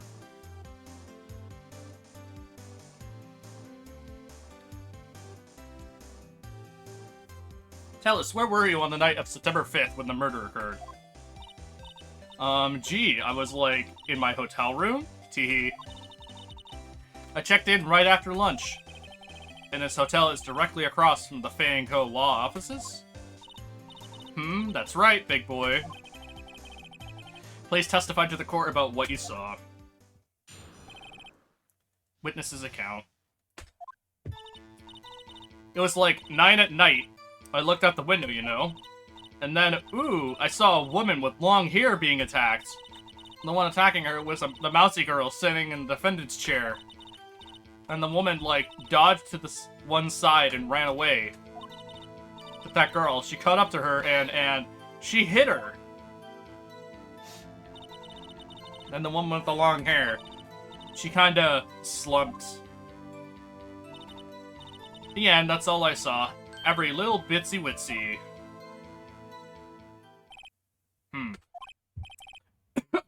Well, Your Honor. Well, it is still a remarkably solid testimony. I don't see a need to trouble the witness any. Wait, Your Honor! Yes, Mr. Wright? What about my cross-examination? I thought the witness's testimony just now was, quite firm, didn't you? Mr. Wright, I understand you were Miss Mia Fey's understudy, were you not? Perhaps I eat a pint of ice cream and call it there. Damn. I want ice cream right now. I'm not even gonna lie, man. Get some good-ass Mint Shocky chip or butterscotch.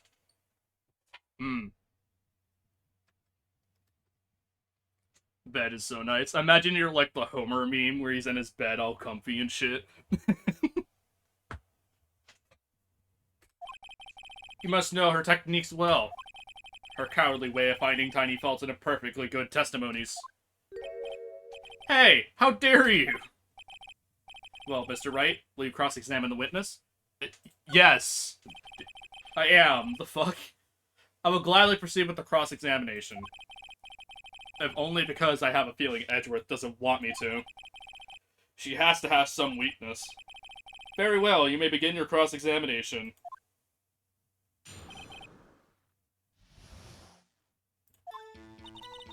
It was like 9 p.m. It was like 9 at night. I looked out the window, you know.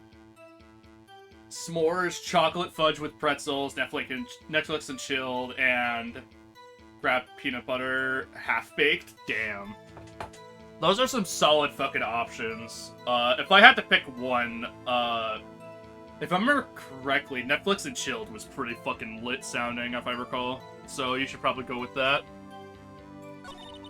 And then, ooh, I saw a woman with long hair being attacked. The one attacking her was the mousy girl sitting in the defendant's chair. How could you be so certain? How do you know she was the defendant? Huh? Well, you know. She had a girlish physique. Women know these things. Look, I just know, okay? There was only one person at the scene of the crime with short, girlish figure. Testimony is bulletproof, Your Honor. He's right. Question. Hold on a minute. The testimony stinks. What? Miss May, I'm willing to bet that.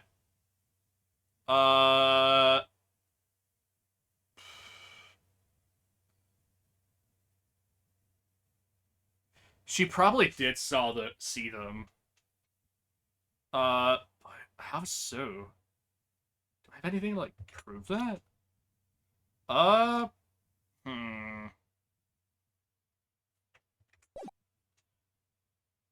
How can she be so sure it's the defendant? You're lying? Are you telling the truth? Did you really see the defendant? Okay, good. Mr. Wright, what's the meaning of this? Yes, what's the meaning? Somebody tell me, because I'm clueless about this, I mean. Okay.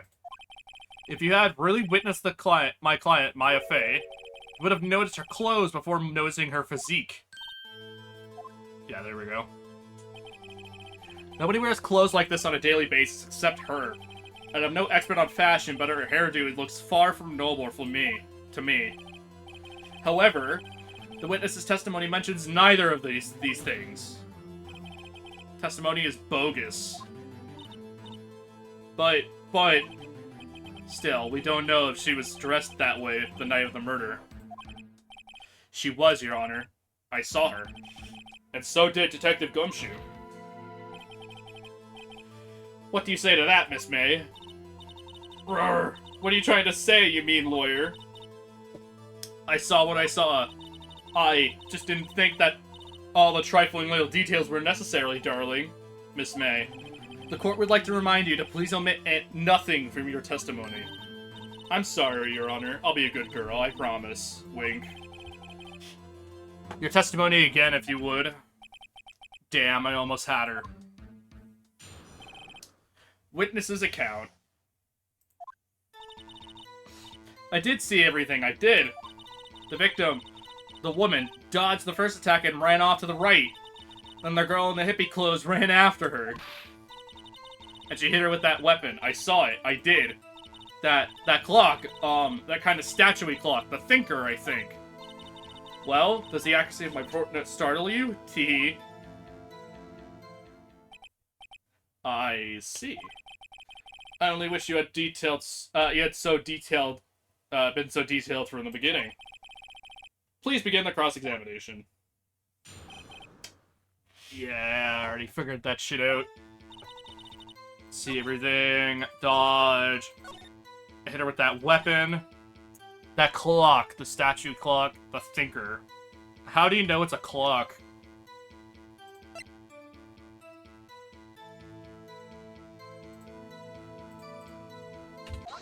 Yeah, how do you know it's a clock? Miss May. What you said just now was quite revealing.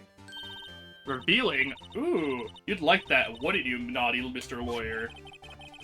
You just said that the statue of the Thinker was a clock. But there's no way of you knowing that just by looking at it.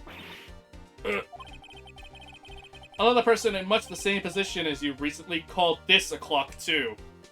This lady kind of freaky. Damn. And she was found guilty of murder. Order, order. Miss May, can you explain how this was just, could you explain how you know this was a clock? Ooh, The witness saw the murder with her own eyes. That's all that's important here. The defense is trying to confuse the issue with trivial concerns. Did I miss the Clussy segment? God. No, that's a way later game. Jesus. I think that's in 5 or 4, I don't remember. It's either 5 or 6 that she's in, I don't recall. And I don't have those games. So, it's probably going to be a while until we get to that point ever, if in general. Yes, you did. You will withdraw your question, Mr. Wright. The questions are all I have, Your Honor. And as you may recall, I caught murders with these questions before. I'm just here for the ride. Yeah, that's fair. I know Justin has played this game before. I'm assuming, Shiro, that you haven't seen it, so I'm not gonna try and reveal too much about the game, if that's the case. Well, only once. The only thing you missed was the very first trial, which is very open-shut for the most part. Objection sustained. You may continue to question the witness. Whew, that was close. If you stopped me there, the trial would be over. I played my fair share of Ace Attorney. Oh, okay, gotcha. Huh? What? So what happens now? What happens now is you answer my question. How did you know it was a clock? What? That's... because I heard it? Yes, I heard it say the time. I know about the odd way of the court of law works in the future. Oh, yeah. The 3 gets a little fucking crazy. We have to fucking take leaps in logic in that game. And that shit's pretty funny. So you've been to the law offices of Fei & Co. No! Hey, I didn't say that. Why would I go there? I heard it from my hotel room, hee. The law offices of Fei & Co., where the murder took place, is very close to the hotel. She could have easily have heard the clock. Well, Mr. Wright, are you satisfied? No, Your Honor. I can't give up now. No jury, just a judge, gotta win in 3 days. I'm not satisfied because it couldn't have rung. Your Honor, members of the court. It is inconceivable that the clock in question rang. It is empty. The clock is missing its clockwork. How could you possibly... Just take a look, right now. Oh! See anything interesting, Your Honor? It's just as the defense says. This clock is missing its clockwork. It's quite empty. Mr. Wright, could you care to explain to the court the meaning of this? It is as you can see. The clock was empty. it couldn't have rung. Therefore, this witness is a big, fat liar. Fat? Well, Miss May, I need to get this as like an emote, just Miles Edgeworth with the fucking pointed finger up while smirking. Hmm?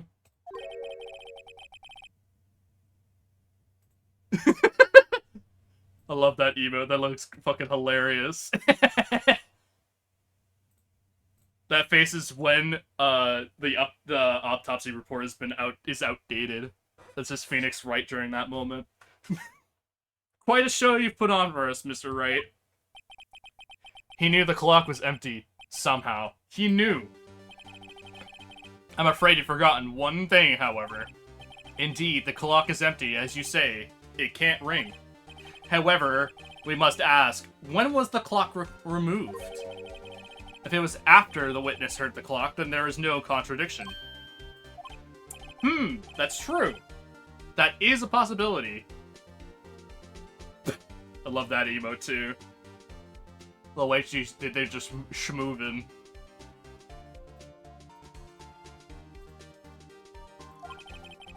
The clock may have been emptied after she heard it.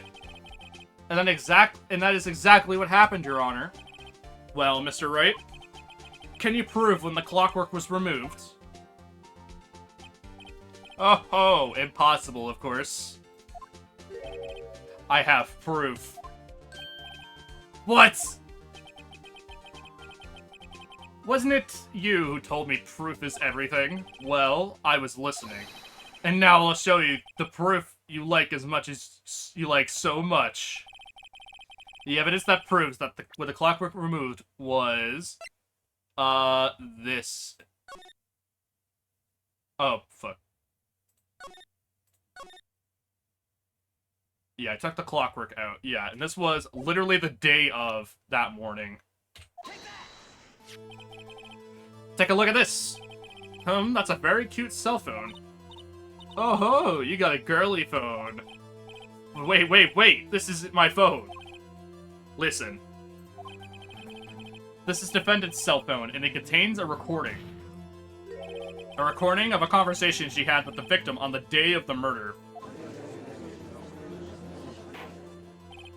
Order! The defendant's cell phone? This wasn't brought to my attention. Perhaps Detective Gumshoe overlooked it? The good detective better remember he's up for evaluation soon. I gotta say, I'm starting to feel bad for the big fella. Yeah, rip Gumshoe this entire game, like, entire series in general. He just gets fucking dragged throughout the entire thing. Poor bastard. Let's hear the conversation. Shit. I keep, like, clicking out of the window on accident. There we go. So you want me to hold on to the thinker for you, then? If you could. I should probably tell you, the clock isn't talking right now. Huh? It's not working? That's lame. I had to take the clockwork out. Sorry. September 5th, 9:27 a.m. Your Honor, I think this makes it clear the clockwork was already taken by the time, was already gone by the time this was recorded. Which was well before the witness even arrived at her hotel. Well, Miss May, would you care to explain this to the court? Just how did you know that weapon was a clock? Well, isn't it obvious? I saw that clock before. What store was that again? I go to so many. Oops, I forgot, wink. So the witness had seen it before. That would make sense. Does the defendants have any objections, Mr. Wright? Yes. A big one. The witness claims she has seen it before, but this directly contradicts a piece of evidence already submitted to this court. Well then, let's see it. Please produce this evidence that will prove the witness had not seen the clock before. It was literally made by one person. It's simple. The clock was never in any store, ever. What? A friend of mine made that clock. Only 2 exist in the world, and the one that isn't here is in police custody. Impossible. Everything is sold in stores. Miss May, I think it's high time you went shopping for a better excuse. Oof. Oh, excuses not on sale today? Oh. Oh ho ho. Ugh. Yeah, I'm not roaring or whatever the fuck that is. What's it to you, Porcupine Head? That stupid clock doesn't matter, okay? She did it, and she did it. She should die for it. Die. Damn, bro, what the fuck? Whoa, let's not get ahead of ourselves. This is the court of law, and the witness will remain calm. Oh. Oh, silly me. Did I, like, lose it? I guess I did, teehee. Scary. Miss May, let me ask. Tell me, how did you know the weapon was a clock? Oh dear. Does the defense have an opinion on this behavior? Okay, this is it. Yes, Your Honor. Allow me to explain how I see the truth of the matter. Miss April May, you knew the weapon was a clock because you heard about it. The witness had never held the clock in her hand. However, she had heard that it was a clock. She heard... Objection! This is correct, Your Honor. There's no other way she could have known the thinker was a clock. And I can show you the proof. Well, this is interesting. Let's see it then. Show me the evidence proving that the witness had heard the murder weapon was a clock. A wiretap. Have a look at this. Ah! Ooh! I found this in Mrs. May's room. Mr. Wright, please explain to the court what that is. Miss April May. You were tapping the victim, Miss Maya May's phone. Mia's Faye's phone, were you not? Ooh. Your Honor, this is irrelevant. I'm not entirely sure that it is. Objection overruled. It troubles me that our witness is in possession of a wiretap. This is outrageous. Does this defense truly claim that the witness was tapping her phone?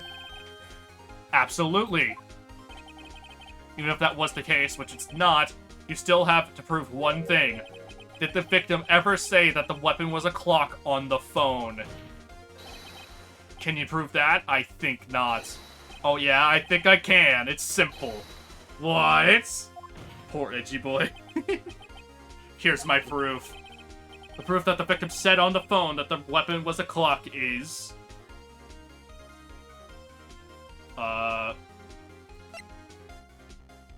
Did she say it on this?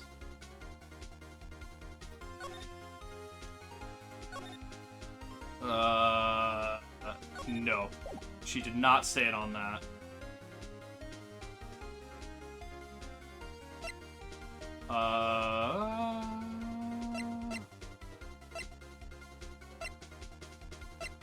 Shit.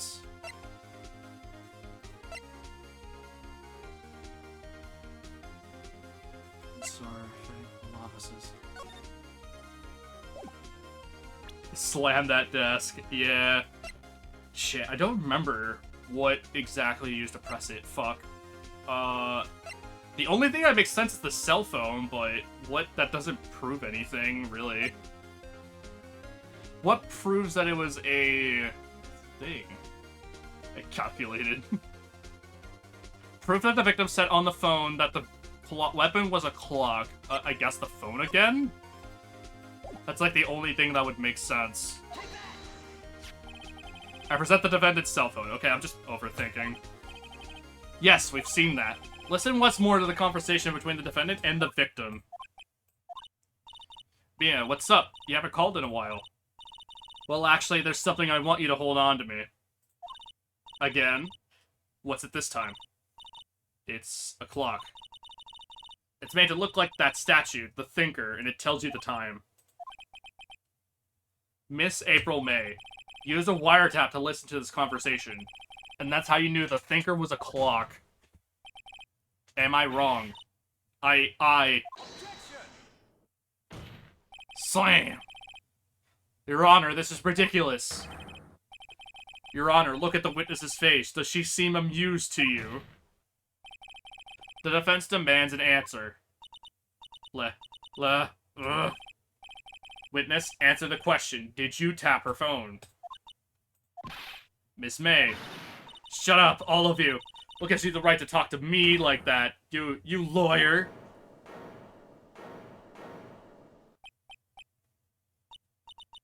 It's no fair, all of you ganging up on me like that. Oh, I'm the bad girl, is that it? Is that it? That did it. The court's seen the real Miss April May now. Now to deal the final blow. Why the wiretap? Why did you tap her phone? Answer the question. Do I have to? This isn't a murder trial. Isn't this a murder trial? Isn't tippity-tapping irrelevant? She's saying exactly what Edward wants her to say. Miss May, you were tapping the victim's phone. I hardly call that irrelevant. While this court does not condone the defense's tone of voice, he has a point. Well, Miss May, do you have an explanation for the court? Can you prove you had nothing to do with this murder, even though you tapped her phone? Ha, I'd like to see her pull that off. Mr. Lawyer, I saw that evil grin. Evil grin. You were probably thinking I'd like to see her pull that off, weren't you? Damn, she's good. You're not the first man who's thought that. And of course, I can and will. Huh? You can't be serious. No way. Way, I say. Way. Oh, and I assure you, I'm serious, Mr. Lawyer. No! Okay, so, the killing happened around 9 at night? Why, that's just when I was getting room service from that sweet bellboy. Room service? Iced coffee, I believe it was. Iced coffee? You know, like normal coffee, but cold. If you don't drink it quick, the ice melts, and then you have regular cold coffee. Iced coffee? Think I'm making this up? Ask the bellboy. Ergo, the witness was not at the scene of the crime. At the scene at the time of the murder.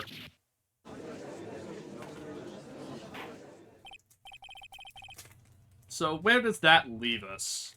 Good question.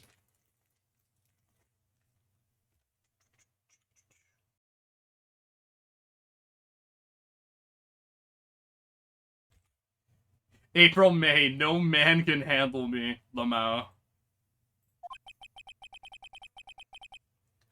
It is my great displeasure to inform you that the witness appears to have been tapping the victim's telephone. However, that is a separate crime with no bearing on the current case whatsoever.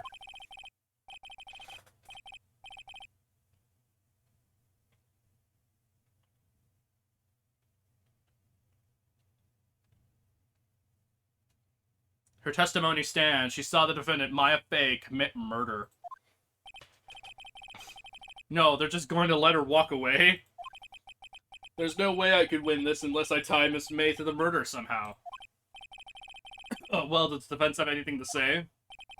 Well, come on, think of something. Call the bellboy as a witness. The defense would like to call the hotel bellboy as a witness. There's something suspicious here, and I'm going to get to the bottom of it. I think if you've sunk in quite low enough already. I object to calling in the bellboy. Why? What's your reason? Because I hold that the wiretapping had nothing to do with the killing. However, if you agree to one condition, I consent to this calling this witness. One condition. If Miss April May's alibi is not called into question after you examine the bellboy, then you recognize that Miss April May is not the killer, thus she is innocent. Thereby, you must also accept the verdict of guilty for Miss Maya Fey. This is my condition. What? I better find something suspicious in that bellboy's testimony. Otherwise, Maya will be declared guilty on the spot. What should I do? We take it. Alright. We got nothing to lose except for, well, everything. Understood. I accept your condition. Fool. You fell right into my trap, Yugi. Uh-oh. Wait. Very well. The court calls the hotel bellboy to the stand. I believe we're ready for the witness to testify. He certainly does look like a bellboy. Man brought the whole setup to there. Jesus. Yes, sir. I received your summons in the middle of work, sir. I'm happy to be of service. T-Sit looks rather heavy, so without further ado, Seto Kaiba, you activated my trap card, Joey! So without further ado, the witness may begin his testimony. Very good, sir. Miss May's room service. I am the health bellboy at the Fine Gatewater Hotel, in business for 4 generations. I believe I received a call after 8 o'clock in the evening from our guest, Miss May. She asked for an iced coffee to be brought to her at 9 on the dot, sir. I brought it to her at precisely the requested time, of course. And I delivered the iced coffee to our guest, Miss May herself. I see. The defense may begin its cross-examination. Right, I'm ready, I hope. This is it. If I can't prove Miss May was involved with the murder now, Maya will be finished.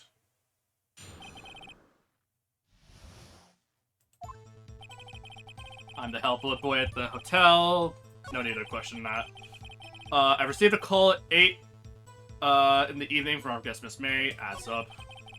Asked for an iced coffee to be brought for her at 9 on the dot. Why? 9 on the dot.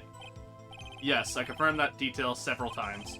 She was watching a program on TV and wished to drink after it finished, sir. 9, the time of the murder. Brought to precisely at the requested time. And I delivered the iced coffee to our guest, Miss May herself. You sure it was Miss April May herself? Absolutely, sir. Absolutely? Yes, sir. As in, so very absolutely, sir. It's an endearing mannerism of mine. How come you're so very certain? Well, when I brought the room service, sir, she, the guest, sir, favored me with an embarrasser, sir. Embarrasser? Is that French for embrace? It's French for kiss, sir. But not a French kiss, sir. More of a peck on the cheek. Why would she have done that? I believe perhaps she was momentarily swayed by my prim demeanor, sir. It was a moment I shall never ever forget, sir. Sounds pretty fishy. I think our Miss May was up to something and wanted the bellboy to remember her. It's no good. There's nothing here. Is that it? Tisk tisk. Finally, you understand. That bellboy has absolutely no reason to lie. Now, if you have any decency, we'll end this rather tedious cross-examination here. It was a bit tedious. The witness may leave the stand. I can't let this happen, can I? Protests. Wait! Please wait! Yes, does the defense have something to add? One last question. Let me ask one last question. Your Honor, I must object. The charade of justice has gone on long enough. Now, Edgeworth. Alright, Mr. Wright, I'll give you one more question, that's all. Okay. This is really it now. This is my last chance. What do I ask him about? Check-in, room service, mid-baking.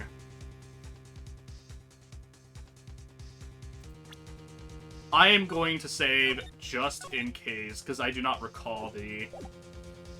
I am afraid that if I fuck up, I just lose. Room service. Tell me again about the room service. Again, sir. At exactly 9, I delivered the room service to Miss May in room 303. The guest had requested iced coffee. $18 was the charge, as I recall. I see. Huh? $18? Doesn't that seem a bit expensive? Yes, well, iced coffee for 2, you know. And we don't skip on the ice, sir. What did he say? What did you say? Ah! Oh, rather, quite. Bellboy, tell us the truth now. Was someone else staying in Miss May's room? I object. That was objectionable. Objection overruled. The witness will answer the question. Yes, I see. Why do you not mention this in your testimony? Well, sir, you didn't ask. Nice try. That was an objectionable 2024. True. That's the sort of thing you normally are supposed to mention. Yes, quite, indeed. It was the, good barrister here, Mr. Edgeworth, who... He asked me not to mention that, if I wasn't specifically asked, sir. Oof! You fool! I've done it. I've won! Cute CDI link. Miss April May checked into a twin room with a man. Correct? Yes, sir. Then, when you brought them room service, you didn't see that man in the room? That's right, sir. Your Honor, we have just learned of another person involved with who may have been been the murderer. In light of this new fact, I hold that it's impossible to judge the defendant. Wouldn't you agree, Mr. Edgeworth? And who, Mr. Wright? Who was this other man? Simple. It was the man with Miss May. The man who checked in with Miss May. Oof! Your Honor, that man was Patrick from SpongeBob, Lamau. As has been previously revealed, Miss April May was tapping the victim's phone. Yeah, get fucked, Miles. Damn, son. Yet Miss May herself has an alibi at the time of the murder. However, that does not clear the man that was with her. The boy saw no one else in the room at the time of the murder. My, what a convenient little setup, but it's too late. Yeah, GG's, bro. Shake my hand. Too late. I suppose you'd like it if it was too late, wouldn't you? After all, it was you who hid the presence of the other man from this court. Oof! Upstart. Amateur. These accusations are ludicrous. Enough. The court acknowledges the defense's argument. I expect the prosecution and defense to look into this matter fully. Am I understood? Yes. Yes, Your Honor. That is all for the trial of Maya Fey. Court is adjourned. Yeah, GG's, bro. September 7th, 2:24 p.m. District Court Defendant Lobby Number 1. Mr. Wright, you're amazing in there. Really? I think I might be your newest fan. Oh, I was just doing my job, you know. Then again, that other attorney was pretty cool too. Huh? That face of his, with his eyes wide and trembling lips, it sent shivers up my spine. If you say so. So what happens with me? Do I get to go home now? Well... No, I don't think so. Not yet. Oh, I see. But I got a great lead in today's trial. A lead? That man with Miss May. He's the key. Oh, I get it. What happened to Miss May after that, anyway? I heard they arrested her. Guess she's learning her charms won't work everywhere. She's probably at the detention center now. I may have to go down there later. Anyway, this case is far from closed. Yes, sir. I'm going to find out more about this man. Do you think he was the one who... Maybe so. Sis. Don't worry, I'll find him by tomorrow, I promise. I'm counting on you. I asked for a full record of April May's testimony. I thought it might come in handy during the trial tomorrow, but now that I have it, I'm not so sure. Most of her testimony was all lies. In fact, there's only one part that hasn't been stricken from the record. May testimony. The victim dodged an attack, then ran to the right, but she was caught and struck. I don't know how much good this will do me at all now. Anyway, time to hit the pavement and do some investigating. Maya doesn't belong in that detention center, and it's up to me to set her free. Alright.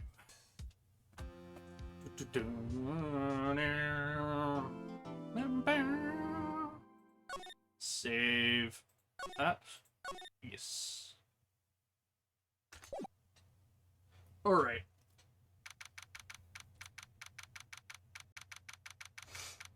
Do it.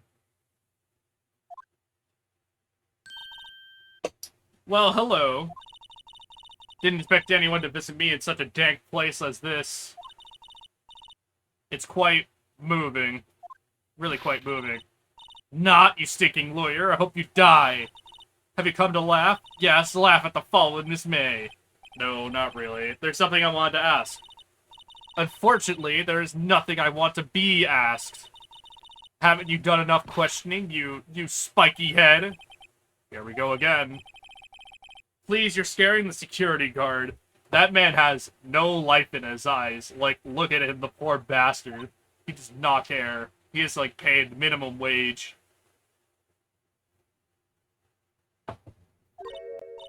So, what is it you wish of me, then? For starters, how did you get to be so totally whacked?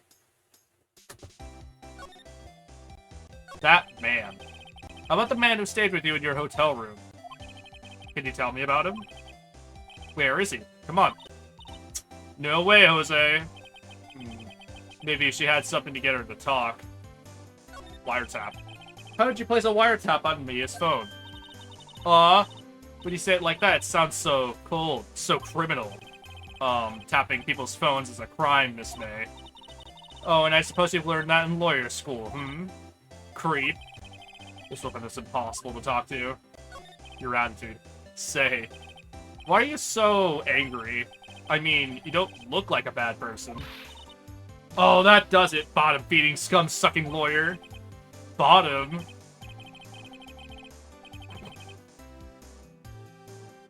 What a statement in that last one, huh? I can't tell if she has a... If she does have... I can't tell. Does she have a thing against lawyers, or just against me? Yeah, there's nothing else here, I think, so... Let's go! I guess the Gatewater Hotel is the most logical place. September 7th, Gatewater Hotel, room 303. Welcome, sir. Quite the performance yesterday, if I do say so myself. Oh, thanks. Sorry for putting you on the spot like that. No, not at all, sir.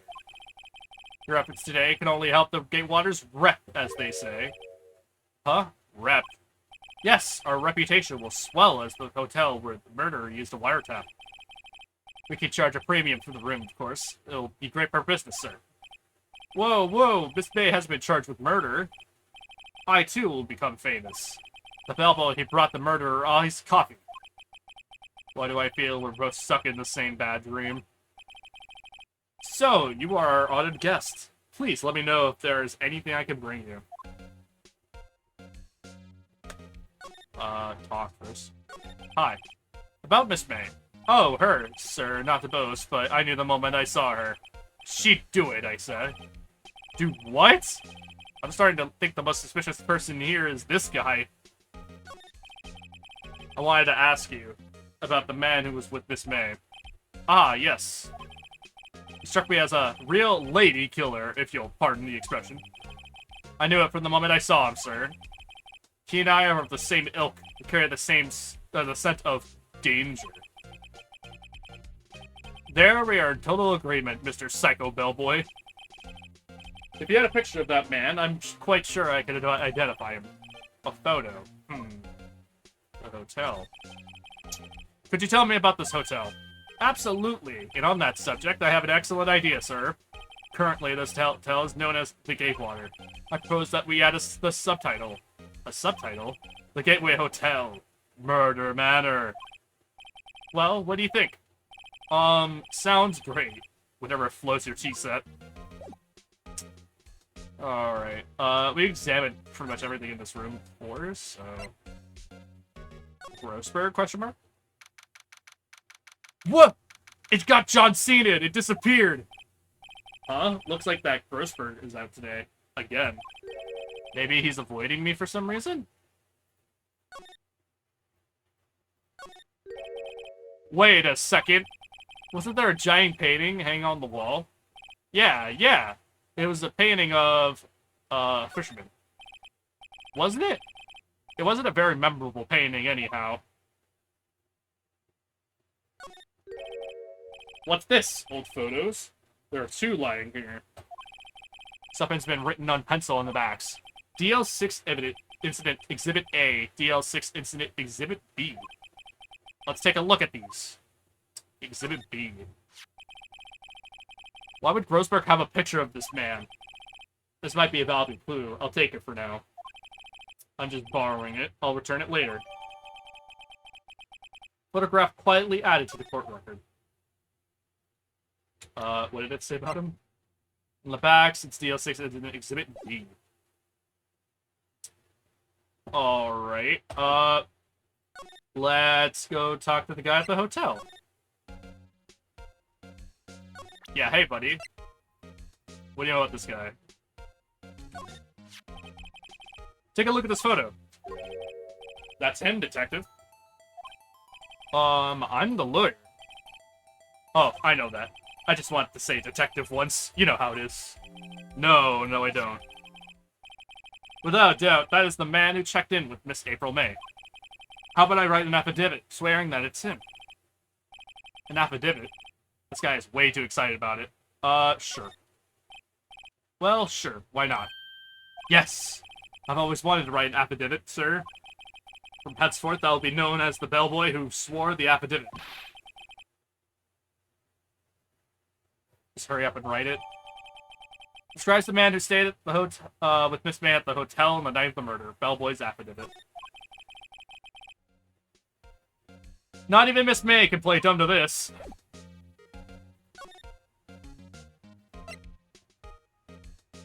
Alright. You again? Can you take a hit and stay gone? Hey, the only reason I'm here is because you won't talk to me. Oh, so it's my fault now. You don't just have spiky hair, but you also have a spiky heart. That does it. When this case is done, I'm shaving my head. Damn. Stay hating. Alright. Have a look at this.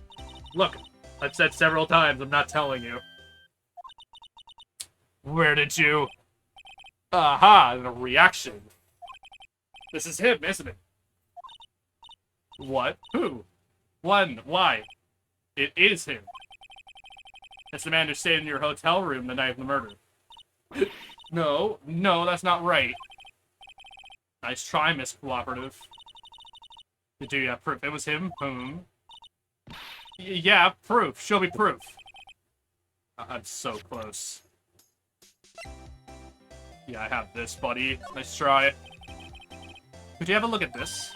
What's that? The bellboy's affidavit. It tells us everything he saw. Such as the man you checked in with. It was the most definitely this guy. Now I'm getting somewhere. Push her hard. This is it. All or nothing. Time to do a little bluff.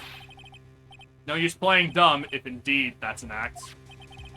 If you don't talk, I'm taking this info to the press. What? Even though he should have been witness to murder, your little friend was missing. I'm sure the press would have a field day with his reputation. Oh, fine, I'll talk. You win, lawyer. Yes, man, that felt good. It's great to be alive. Why are you pumping your fist in the air? Ugh. Now tell me about the man you're with. That man, he's my boss. Red White, the president of the information gathering conglomerate Blue Corp. Red White? Information gathering? Yes, I suppose you could call it a detective agency. So this is the man that was with you on the night of the murder. I'm scared to talk. I don't want to end up like her. It's okay. I'll just ask Mr. White himself. Can you tell me where Blue Corp is located? Mr. Red White, at last. Finally, a lead on this guy. If April May couldn't have done it, that leaves him. Time to take action. Bellboy's affidavit discarded. Lamau.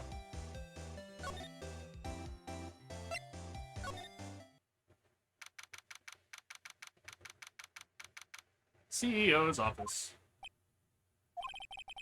That's real decor. Welcome! Please furnish me with the title of your personage. What the? Your name. What's your name? I was just inquirably asking the title that which you go by. Most sane millionaire. Right. Phoenix Wright. Inquirably?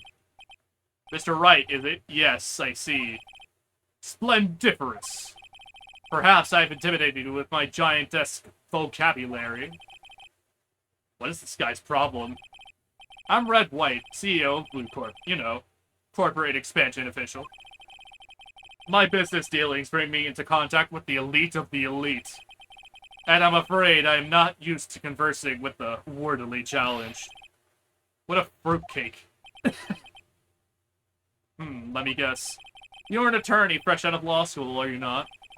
That's the only explanation of why you would come to meet me like this. What does he mean by that? No matter. So, what business does a mighty lawyer have with a man such as myself? Yipes, this guy's arrogance meter is off the scale. Miss May. Miss May is an employee of Blue Corp, is she not? Correct. She is my secretary. Secretariat.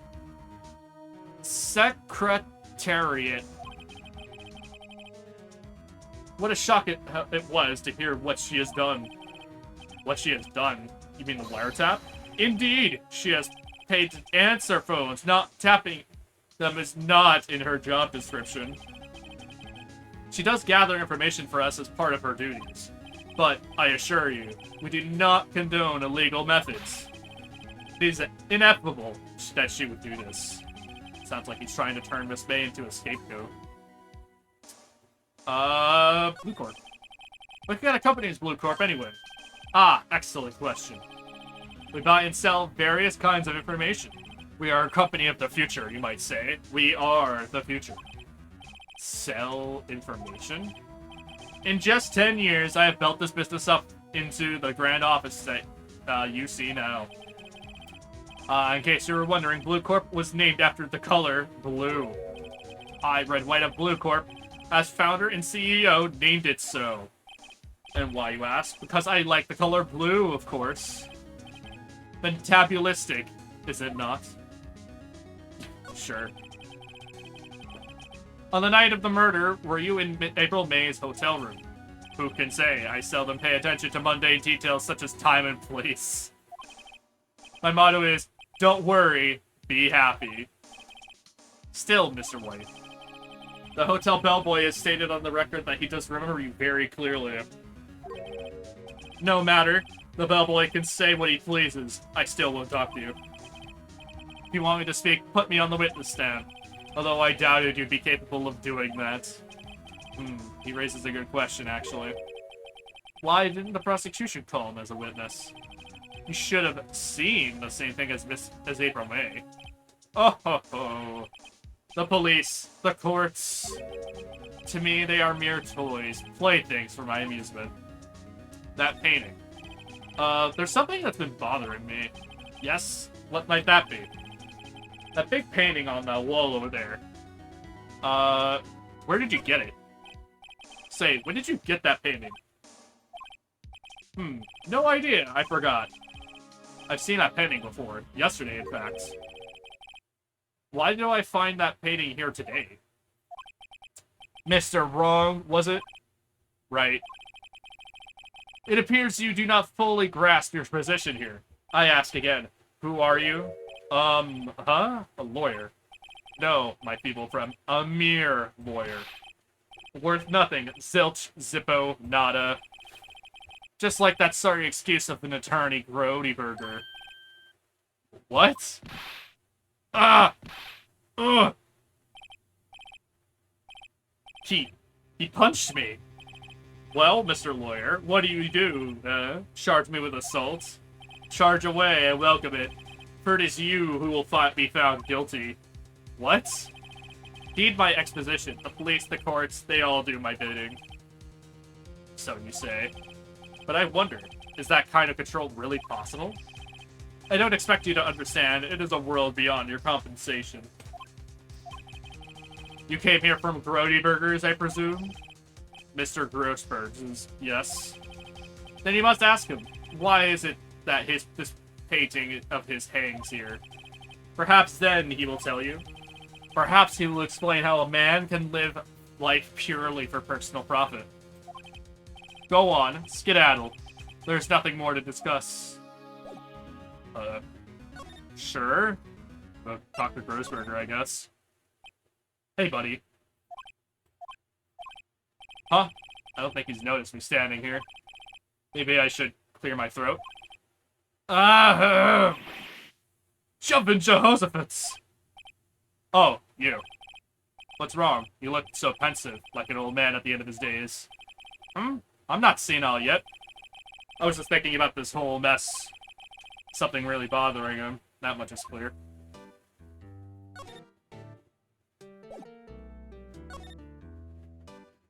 Wait a second, was it, painting a fisherman. We'll just talk to him, I guess. Actually, let's present the, picture. Sorry, sir, I borrowed this. Ah, so it was you, my boy. Who is this man? It's a long story. I'll be needing it back now. He doesn't want to talk about it for some reason. I better give him back this photograph. Photograph returned. Okay.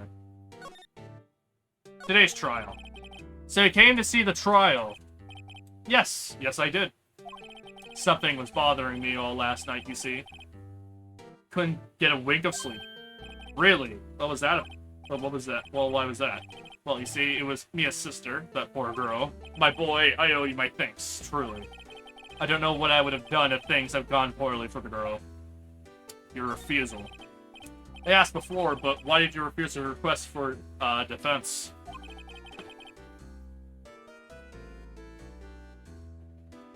Think I have a right to know. A right, Mr. Right? No. I'm sorry. It's just... I need more time to think about it, my boy. You just seem troubled by something. I'm starting to have a feeling I know what it is. Mr. White. So I paid Blue Corp a visit. Oh, I see. Mr. Grossberg. I have to admit, something is bothering me. Oh, what is it? Well, out with it, my boy. Well, you see, it's just... that big painting. Mr. Grossberg, sir. There was a giant painting hanging right there the other day, was there not? The one you said you had no intention of parting with? Well, I saw it, today. It was in the CEO's office at Blue Corp, Red White's office. So, you noticed. I suppose I should have guessed you would. It is a large painting. Mr. Grossberg, I would know. I know you and Mr. White are connected somehow. Connected, you say? Yes, and I know what it is. Your lovers. He's blackmailing you. Mr. White has something on you, doesn't he? Blackmail? I think that painting is fairly gaudy-proof. Very well. This may be the chance I've been looking for. Maybe it's time to get this off my chest so I can finally rest easy. After all, you were Mia's understudy. Perhaps it was fate. What's he talking about? Red White is a man that makes his living through intimidation. Corp is a company that excels at finding people's weaknesses, I'm afraid. I've been paying them for 15 years now. 15 years? All because of the DL6 incident, as you may have guessed. Name on the back of these photographs. As you suspected, I could not stand in the defense of Maya because of this. White would have destroyed me if I did. So that's the connection. It is hard for me to tell you this, my boy. But arresting Red White will be nigh on impossible. Possible? Why? He has information on everyone. It gives him an iron grip. He owns judges, attorneys, prosecutors, police, and politicians. What? They are bound, unable to do harm to themselves, and therefore to him. Don't look at me like that. What you'll see is nothing more than the weight of many years. Reason for blackmail. But why were you blackmailed over this, Mr. Grossberg? The L6 incident was a top secret at the time. It made sense. The police didn't want people to know they were using a medium. They couldn't let people know. One person found out. I told him. You told White? He offered me riches. It is embarrassment to me now. Because I talked, the police were mocked far and wide. In secret, they began looking for the one who sold them out. Of course, White heard about it, and he came to me. Only this time, the offer was blackmail. I see.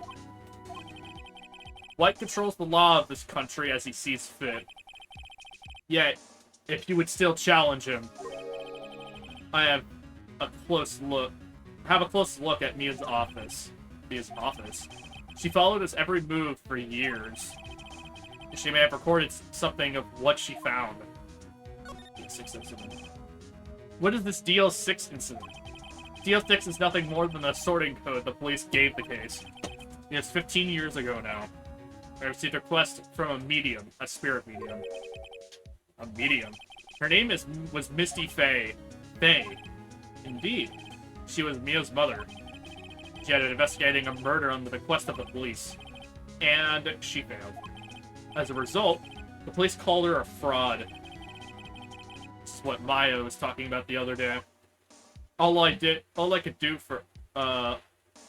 I could for her, and in the end, cleared her of wrongdoing.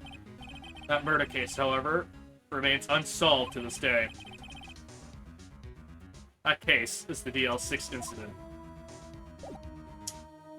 Alrighty, let's check Banco Law Offices. It's funny, looking at this room, it seems so normal. Or to imagine a murder took place here. Mr. Grossberg said there would be clues. Maybe I should have another look.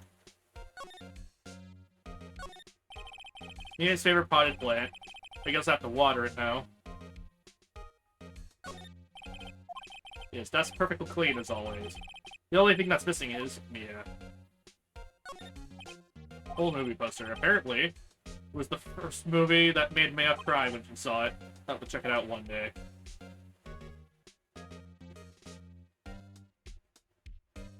Whoops. All the cases the chief ever worked on are filled here. They're in alphabetical order. Let's take a look. Which file should I look at? T to C. T-U-W. I know. W. White.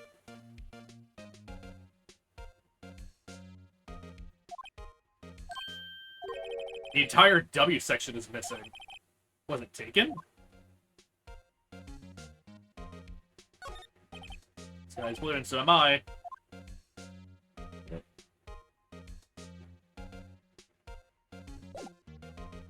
Alright, I think we've got what we wanted, generally. We just saw that the details there are missing. Let's go back to Blue Corp. Hey, buddy.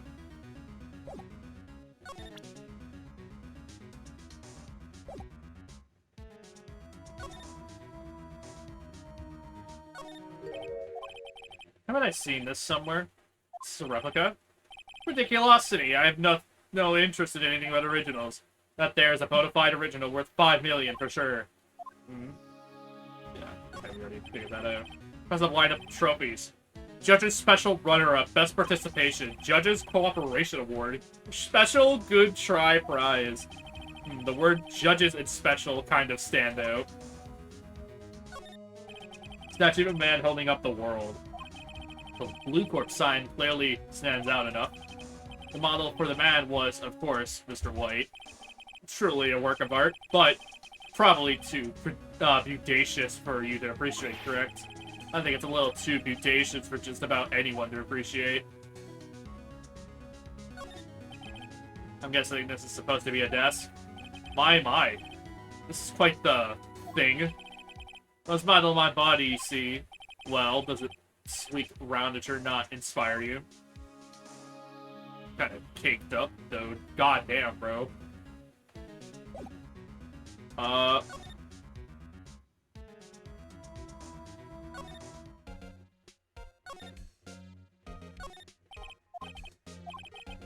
take a look. J through S. Nothing special. What can I skim? Skim. Well, no harm in flipping through a bit, I guess. I guess parts here at the end of S. Suicide. Ew. These are the collection of suicide reports. There's politicians, policemen. There's writing on most of these in pencil. White. This is Mia's handwriting. Wait, I get it. Mia thought she was involved with these in the suicide. White drove them all to.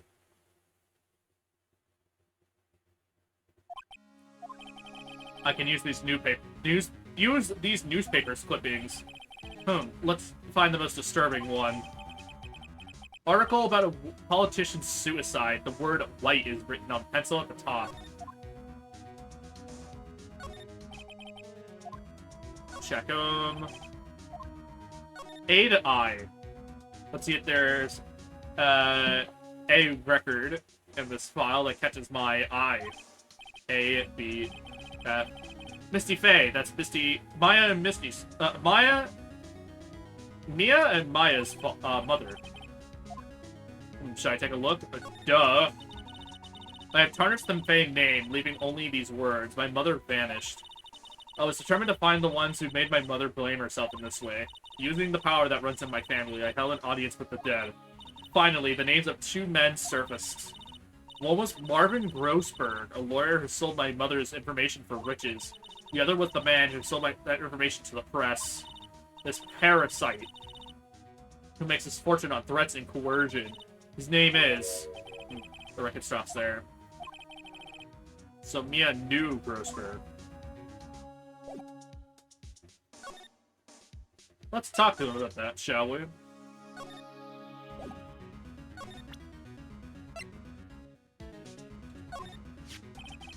I found this in Mia's files. So she was investigating Red White as expected. Well, if you wanted to challenge him, you could present this in court. Not a bad idea. And let's show him. Well, aren't you persistent? Sorry, but there's something I have to ask you. Mr. Lawyer. I really hate having to repeat myself, but it seems the message has not yet penetrated your thick skull. Stop bothering me. If you try my patience further, I fear a nasty accident may occur. Do I make myself clear? Transparent. This is the only clue that Mia left me. I'd better make this one count. Mr. White, see this? It's an article describing the suicide of a politician. He was embezzling secret government funds. Then one day, word got leaked to the press. The very next day, he took his own life. And this concerns me how? I found this article in Mia's office. Miss Mia? She had a file with articles like this. Every one of them was labeled with a single word. White. Mr. White. I know what you did to this politician. You blackmailed him. You were blackmailing him. Blackmail? Not just him either. You were threatening and coercing hundreds of others. They're involved in all of the suicide cases that Mia investigated. His company was built on blackmail. I'm right, aren't I? What a bizarre accusation. Mr. Wrong. What is it that you should be doing now? Investigating me? No, I think not. You should be searching for the one who killed Miss Mia. Secretary's office, hello. Mr. Wrong will be leaving now. Yes, sir. I'll send someone right away. Wait a second, Mr. White. You're right. You were absolutely right. I should be looking for the killer now. And actually, I've done better. I've found him. He's sitting right in front of me. Just what are you insinuating? Mia was on to you. She was keeping tabs. For this reason, you had April May tapping her phone. Then, Mia was murdered, and all the documents about you mysteriously disappeared. So, the culprit would be... Even a child could work it out, Mr. White. You did it.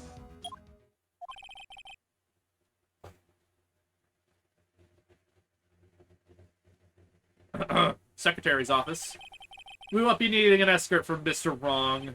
Instead, please connect me to the public prosecutor's office. Of course, sir. One moment, please. Mr. White, is that you? What are you doing calling me at a time like this? Hello, Chief Prosecutor. I've changed my mind. I want to testify tomorrow. What's this about? The Mia Fey case. I've witnessed the murder, you see. And thus, as a very important witness, I would like to testify. What? Why now? I thought you said you didn't want to go to court. Quietude. I told you I changed my mind, didn't I? Oh, and one other thing. Send the police over here right away. The man standing right in front of me. The man is standing right in front of me. He looks dazed, but could be violent. What? What man? Are you even listening?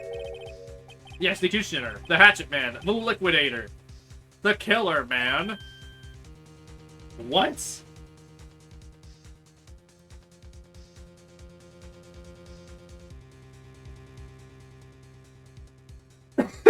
Excuse me. Mr. White, this isn't another one of those, Chief Prosecutor. I do not believe you're in a position to freely offer your opinions to me, correct? I'm telling you to send the police, now.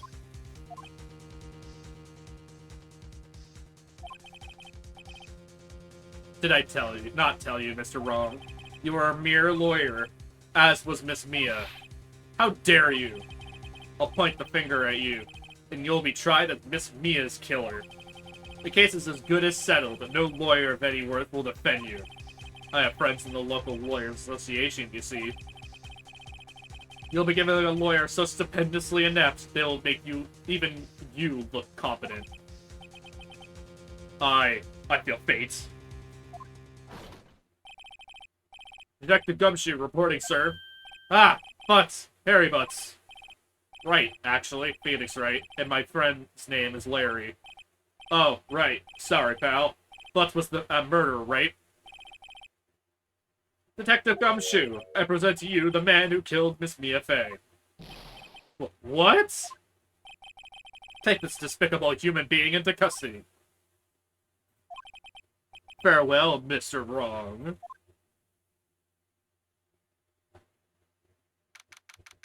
September 8th, 3:37 p.m., Detention Center, Visitor's Room. I can't believe it's only been a day since the first trial. My trial begins tomorrow. White's going to set up a trap for me, and the prosecution will be in on it, of course, Edgeworth included. An attorney was assigned me by the state yesterday. I refused. I had an idea. Right. Mr. Wright. Oh, Maya.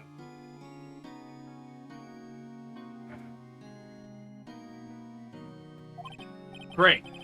They let you out of detention. Just now, yes. It's all thanks to you.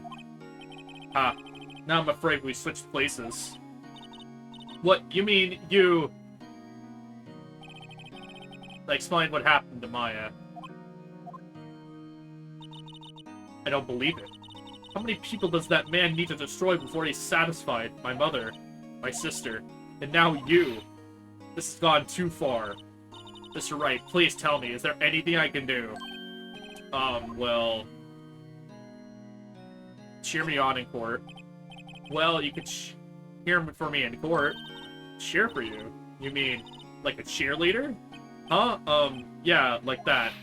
Alright, leave it to me. Huh? I better go get a uniform and some pom-poms. Wait. What? I'm kidding. It was a joke. No way. No, really, I was kidding. But thanks. Let's get to show you're on my side. And there really isn't anything you can do for me anyway. But I can't just sit here and do nothing. You got to give that man a piece of my mind. Just a piece. Okay. Then come to the trial tomorrow. Okay, I'll be there. I'll show him a thing or two.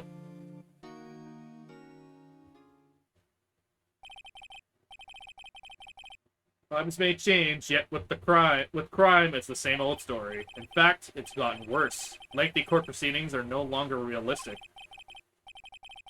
Beginning a few years ago, a limit of 3 days was put on initial court records. Almost all finished in a day, most for the guilty verdicts. I never thought I would end up in the defendant's chair myself for this case. With the true culprit appearing as the star witness. This is it. Tomorrow it's me or him.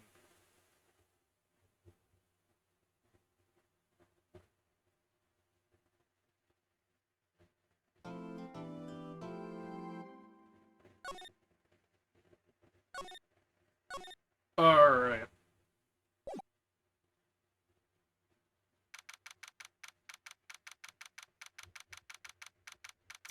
September 9th, 9:52 a.m., District Court Defendant Lobby number 1. Well, I guess this is it. Yeah. One way or another, this case gets decided today. Ah! Phoenix, look! Hey, Edgeworth. Prosecutor, Edgeworth. I received a call from the Chief Prosecutor's office yesterday.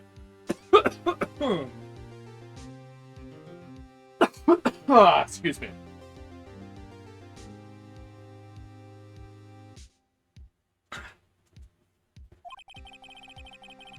I was told that whatever Mr. White says today, it will be the quote-unquote absolute truth. No matter how you try to attack his testimony. If I raise an objection, I have on good faith that the judge will listen to me. What? Does White have the judge in his pocket too? So, you're saying I'm going to be guilty, end of story? I'll do anything to get my verdict, Mr. Wright. Anything. Why? Why? How can you torment an innocent person like this? Innocent? How can we know that? The guilty will always lie to avoid being found out. There's no way to tell who is guilty and who is innocent. All that I can hope to do is get every defendant declared guilty. So I make that my policy. Edgeworth. You've changed. Hmm? Phoenix, you know him? I don't expect any special treatment, Phoenix, right? Phoenix. Well, court will be starting soon. What? But wait, your defense attorney isn't even here yet. They're not... I'll be defending myself. What? Okay, let's do this.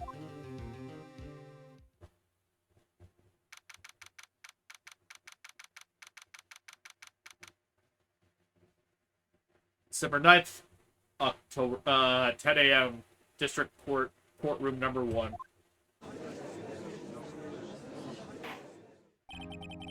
Court is now in session for the trial of Mr. Phoenix Wright.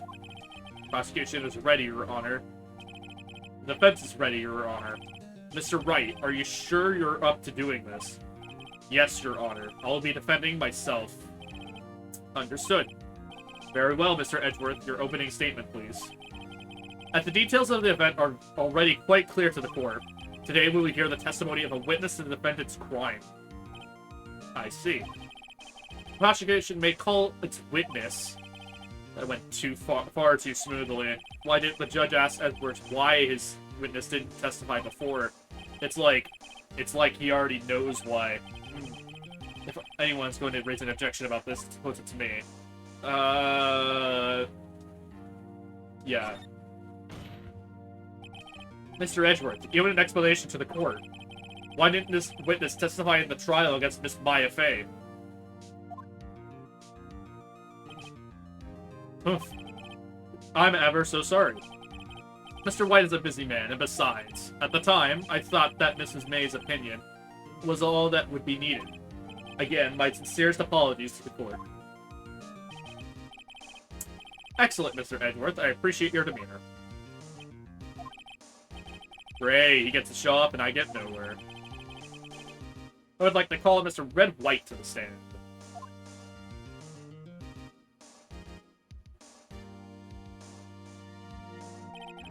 Please state your full name. You wish to know the title of my personage? Your name. Yes, that is what I said. Oh dear, do my locutions confuse? Name. These two are great together. My name is Red White, but my friends call me Blanco Nino. Boy. I think that's what it means. I am the CEO, or to use a more common term, the president of Bluethorn. Did you know the victim, Miss Mia Fey? That would be negatory. No, I did not. You were at the Gatewater Hotel the night of the murder? Correct. And you witnessed the murder from there. Why tell you what you already know? Very well, Mr. White. You may begin your testimony. If I can't rip this guy's testimony apart, I'm done for. Why do I always feel like it's the end of the world when I'm the last man standing? Oh ho ho. Hope you made your peace with God, Mr. Lawyer. The fuck? Jesus Christ. I hope you made your peace with God. He, like, pulls out a fucking gun. Let him have it, Phoenix.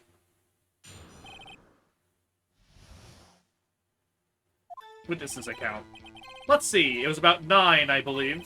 I was quietly that's reading to you, some papers by the window. Then I heard a bedlam coming from outside. Surprised, I turned to look at the building across the way. It was then I saw a spiky-haired man attacking a woman with long hair. Needless to say, that man was none other than you, Mr. Lawyer. I called Miss May over at once. She, too, was flabbergasted, of course. The victim, she ran away, but you gave chase. Finally, there was a terrible impaction. Then it was all over. If things occurred as you testified, then I'm afraid the defendant is guilty. Very well, defendant. Mr. Wright. Your cross-examination. Yes, Your Honor. The fuck? Alright. Let's see. It's about 9. That's true. We know this.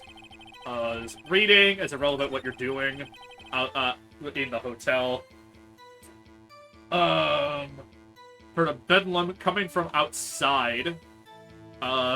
This may hurt it too, so we already know that. It's fine. Surprised, I turned to look at the building across the way. Okay, describing what happened. That's what I saw. A spiky-haired man attacking a woman with long hair. Okay, you're describing me. That's whatever. Needless to say, that man was none other than you. Yeah, fairly unique in description. I called Miss May over at once. She too was surprised. That's not a big surprise. The victim, she ran away, but you gave chase. Can you be a little more detailed about that? I think it's worth knowing exactly what happened. Of course, comprende. I understand. The victim was attacked, but you ran to the left. You gave chase and struck her down. Are you sure? As you know, I am always absolutely perfect. Perhaps you could change your testimony to reflect this new detail.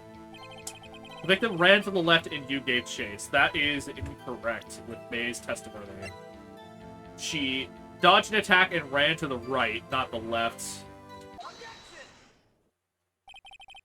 Wait, right there. Mr. White, you've dug your own grave. What is this? You said the victim ran to the left? But that directly contradicts Mrs. May's testimony. She clearly stated that the victim ran to the right. Oh, it is simple. You must have misheard. You must have misheard her. I think not. Look at the floor plans. The killer was here, and the victim here. The victim ran to the left as you claimed she did. She would have been running directly away from the door. She would have been running into a dead end. Don't you find that odd? Very strange. I did see her run to the left. I did. Phoenix, look at his face. I don't think he's lying about this one. True. Maybe he really did see the victim run left. So he did witness the killing. Wait a second. Mr. Wright. Yes, Your Honor. Miss May says right and Mr. White says left. Can you explain this contradiction to the court? They are both right. Both witnesses are telling the truth. For once. Ah, I doubt it. Or rather, that does not clear up the contradiction. There is one scenario that would explain both their conflicting accounts. What? Obviously, the witness was not viewing the crime from the hotel. Mr. Wright, what do you mean? Yes, what do you mean? He's not viewing the crime from the hotel? If he was not in the hotel, where could he have been? In the law office of Fei Ko, of course. More specifically, he was standing here. Time to show the court where Mr. White was standing. Right there. This is where he was. Look. Where the victim ran for the door.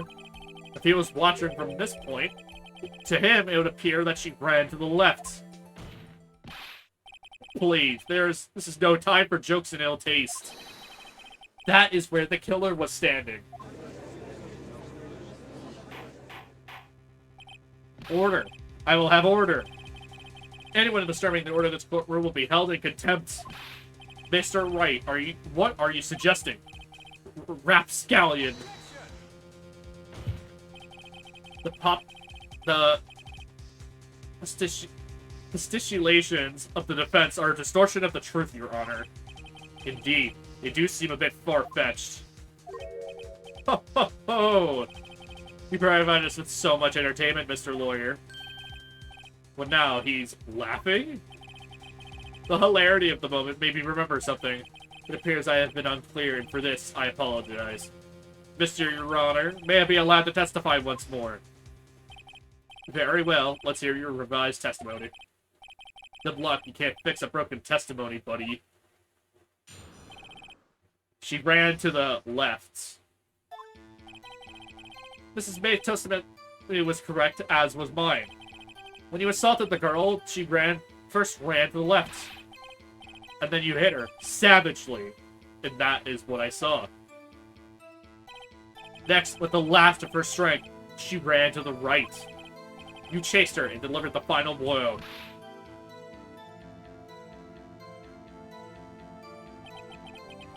That is what Miss May saw. You see, you hit her twice. Don't you remember, Mr. Lawyer? That does seem to make sense. Will you be cross-examining the witness's testimony? You bet I will. I mean, yes, Your Honor. Ran to the left. I want to check something first. Autopsy. A blow from a blunt object. It was not more than one. You saw the girl, she first ran to the left. You hit her savagely, that's what I saw. Then, with the last strength, you went right. Delivered the final blow. There's only one. Mr. White. The victim died from a single blow. What do you have to say to that? That was my chance to hit him where it counts. Mr. White, wasn't it you who told this court that you were absolutely perfect? I will refrain from using that phrase from now on. Your Honor, if you could ask the witness for a new testimony. The witness is obviously confused, Your Honor. I would like to request a 10-minute break. Yes, quite. The witness is confused because he is lying. I empathetically request that there be no break, Your Honor. Yeah, we want justice. Don't let him get away. Very well. The witness would care to revise his testimony. The crowd's on my side. No slipping out of this. Nah, White. Mr. White. Oh, okay. The two accounts. Well, see, I look at the other window when I heard that thing fall. And the moment I saw Miss Mia run to the left, the killer, you, attacked her, but she dodged. And then she turned and ran for the door. And then you did her in with a single blow. Thwap! Thwap indeed. Very well, you maybe can your cross-examination. Mr. Your Honor, my stomach, you see, it is hurting. Deal with it. This is almost over.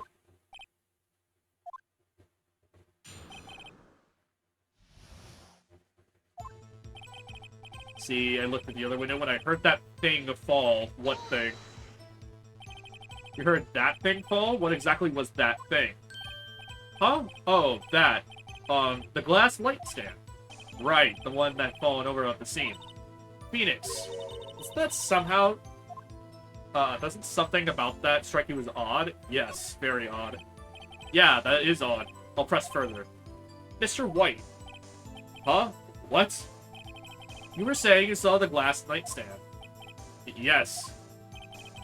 And change your testimony to reflect that. Sorry, my bad. The witness will revise his testimony. Okay, of course. The light stand was lying on the floor where I'd looked. How do I check? How are you able to tell that? Oops. Yeah, how were you able to tell that just from looking at the window? Mr. White. It was impossible for you to have seen the glass stand. What? Look at this. These are the floor plans at the scene of the murder, yes? Correct, Your Honor. Now, look. If you were to look through at the office, this is the area you would be able to see. Here. Well, note that the stand is not within the visible area. Well, Mr. White, what do you have to say to that? Ridiculosity. Mr. White, if you were in the Gatewater Hotel as you claim, how could you have not seen the stand before it fell over? In fact, you wouldn't have been able to after it fell, either. There's no way you could have recognized the broken shards as the glass light stand. So, when did you see the stand, Mr. White? It must have been the moment that it fell. And the only place you could have seen that from is inside the Fey Law offices. In other words, you were at the scene of the crime and when the murder took place.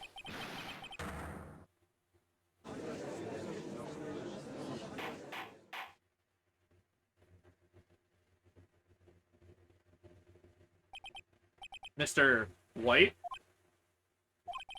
Mr. White. Mr. White. You did it, didn't you? Mr. Your Honor. Miss Mia. Heck, looks like we're about to get our verdicts. That's far enough, Phoenix Wright. What? Ugh, I forgot about Edgeworth. Mr. White. I think the time has come. Shouldn't you confess to your crime now? What? I said you should confess to your crime. Ergo, confess that you placed the wiretap. What? Wiretap? Order! Mr. Edgeworth, explain to the court what you mean by this. Distinguished members of the court, Mr. White is slightly confused. Allow me to explain. I really don't like the way this is headed. As you know, Mr. White is the CEO of Blueport. He ordered his secretary, Miss April May, to tap the law offices of Miss Fay. What does that have to do? Your Honor, the question is, when was the wiretap placed in the office and by who? No, you wouldn't. Mr. White, in order to place the wiretap, you entered Mrs. Fay's office. Am I correct? Correct! You are most correct, Miles. Give me a break. Yes, in order to place the wiretap, I breached Fay & Co. law offices. This is when I saw the accursed light, Sam. Now I'm confused. Please explain to the court what this means, Mr. Edgeworth.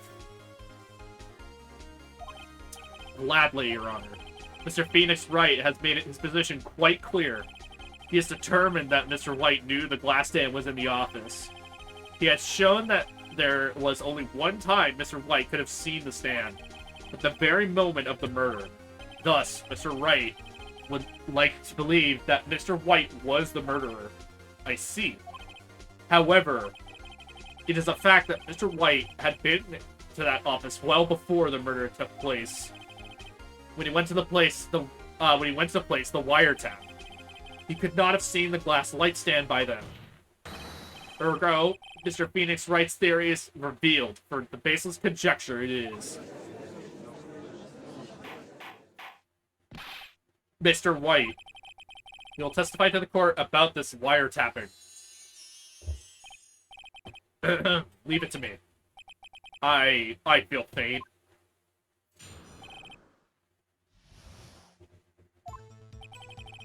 It was the beginning of September, the week before the murder. I'd entered the Fay & Co. law offices. Of course, I had done so to place the wiretap. That is when I saw this glass light stand. So, you saw the stand before the night of the incident.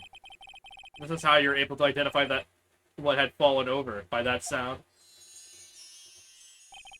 Correct, that is right. I see, very well, Mr. Wright. You may cross-examine. Ah! What am I supposed to do now? Good luck, Phoenix. Wiretap. It was the beginning of September, the week before the murder. Entered Fay & Co. law offices. Of course, I've done so to place the wiretap. That is when I saw this glass light stand. Damn it! There's nothing for me to press him on. Oh well, maybe he's rattled enough that I can bluff something out of him.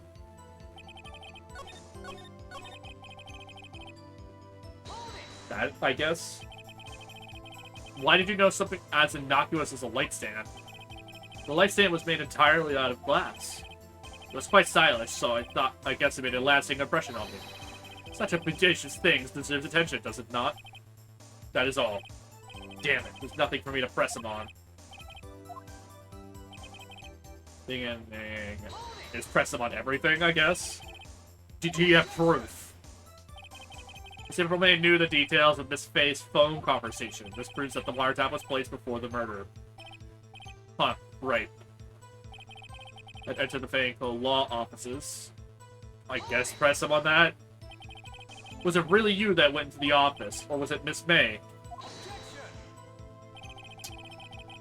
Unidentified fingerprints several days old were found in the Fay & Co. law offices.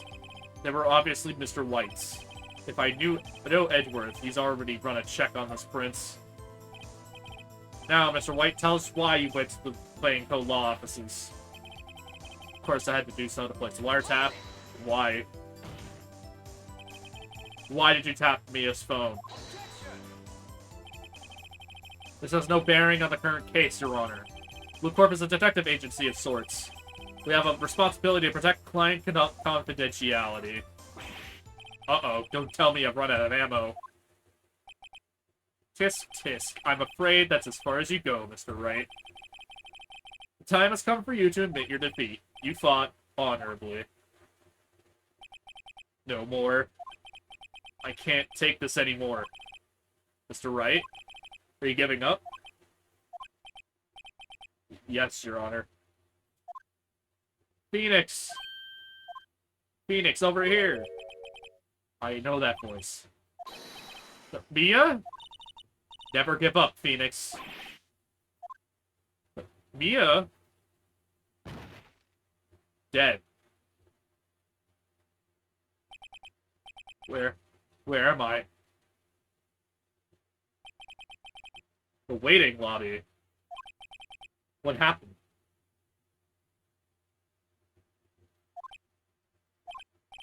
Oh, right. I lost the trial. It was hallucinating. I was hallucinating. Ah, you're finally awake. Border Control got you too? Hey, Phoenix. That's no way to greet an old friend. Phoenix, I want you to look at me.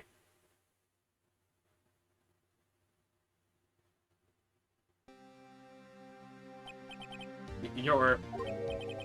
Maya? Didn't you know the Fey women have strong psychic powers? When you accepted your defeat in court, it appears that it was enough of a shock to awaken Maya's true powers. So Maya's channeling you, Mia? That's right, I'm Maya, but I'm also Mia. Now, I want you to listen to me, Phoenix. Maya never gave up. You can't either. That's what I came to you here to tell you. But you don't have much time, Phoenix. Now listen. You have already won. Huh? You have that receipt in the court record, right? Oh, yeah, the one that you wrote Maya on. Phoenix, White wrote that, not me. So, what do I do with it? Look at the front of the receipt. The front? It's a regular receipt. It's like it's from a famous department store. $1,000. Wow, big spender. Item. Glass light stand. Date of purchase. September 4th. September 4th! That's right, Phoenix. I bought that stand the day before I was killed. Whoa! Now, what did Mr. White say in his testimony? It was the beginning of September, the week before the murder. He said he saw the stand the week before the murder. There you go. I think the court is about to reconvene. Go do it, Phoenix. You know you're innocent. Now you just have to prove it. Right. Receipt. Receipt for glass light stand. The date of purchase is the day before their murder. September 9th, 1:16 p.m. District Court, courtroom number 1. Courtroom will now reconvene for the trial of Mr. Phoenix Wright. Is the defendant, rather, are you alright, Mr. Wright? Yes, sorry, Your Honor. I'm fine now. Then let's start where we left off. Your Honor, there is nothing to go back to. The cross-examination of Mr. White is finished. All that is required now is that you pass judgment on to the defendant, Phoenix Wright. Your Honor, please, give me one more chance. I promise you, this is the last time I'll ask. But, as Mr. Edgeworth has noted, the trial is no more than less than finished. Mr. Edgeworth, do you have an opinion on this matter? I say, let us give Mr. Wright his last chance. Very well. You may begin your cross-examination. The wiretapping. It was the beginning of September, the week before the murder. This receipt says otherwise. Look closely at this. See the word Maya written in blood. Haha, you're grasping. I think not. Look at the other side of the receipt. The other side? Your Honor. Would you tell the court what is written on the other side of that receipt? Well, a glass light stand. And the date of purchase? Why? That's the day before the murder. You see, Mr. White, you have allegedly entered Fane Cove law offices at the beginning of September. The stand could not have been there. Ah. Well, Mr. White, can't get out of this one, can you? No, it's impossible. Uh-oh, he's losing it. Well, Your Honor, I understand there must be quite a bit of pressure on you. But I think you'll agree, you can't judge me guilty under these circumstances. Very well. Then, that is all for the trial of...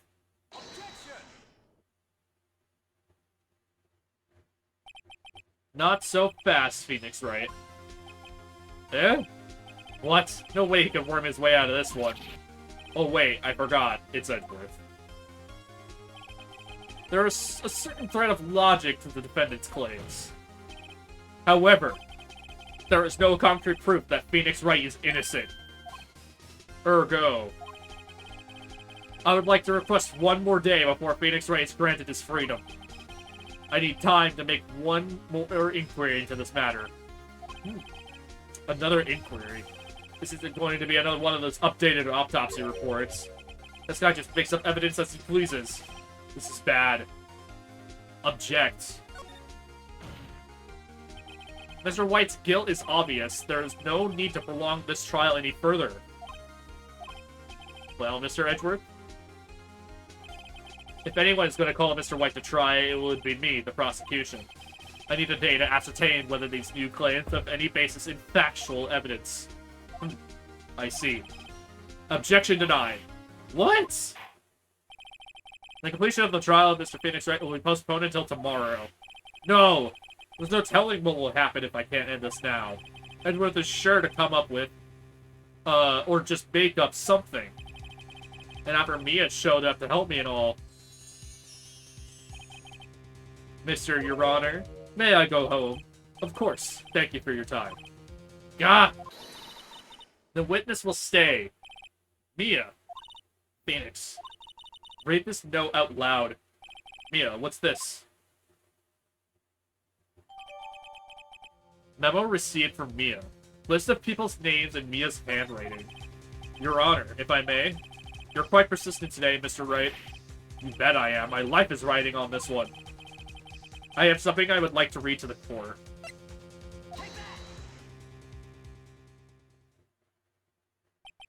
The memo Mia had given me was a list of names. Many of them sounded strangely familiar. People in finance, famous celebrities. That's when it happened. Stop! Desist! Halt! Please, stop! Make him stop! How? How did you get that list? Mr. White, admit your guilt right here, right now, or else this list will be released to the press.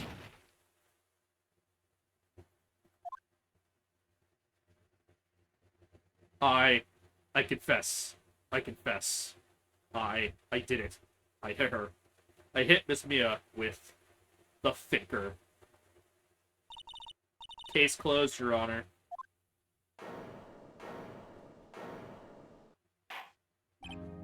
Well, I see no reason to continue this trial. Mr. Wright? Yes, Your Honor. You've done it again. This is quite a spirited defense. Yes, Your Honor. I guess you could say that if only you knew how spirited it was. Well, this court finds the defense, rather, the defendant, Mr. Phoenix Wright, not guilty.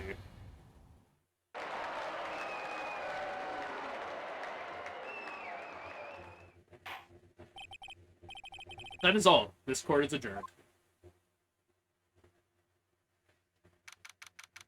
December 9th, 224, District Court Defendant Lobby Number 1. Well, I never thought I'd be saying this again, but congratulations. You're lucky I was born a Fae. I'm lucky I had both of you and Maya on my side. I'm glad you made it. Thank you, Phoenix. You risked a lot to help me, and Maya. I won't forget it as long as I live. As long as you live. My time here is running out. Huh? Maya's powers are still weak. I can't stay here that long. What? No! There's still so much to say. Don't worry. I'm sure we'll meet again. Chief. I'm not the chief anymore, Phoenix. Come to the office tonight, say 9 o'clock? The office? I'll see you later. Chief. Mia.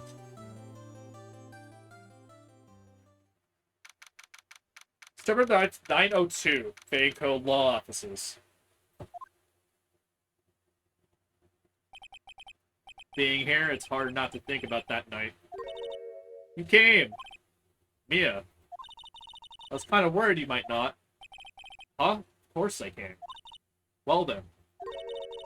I'm pretty hungry. How about a burger? Mia? Wahaha, you should see your face. Mia.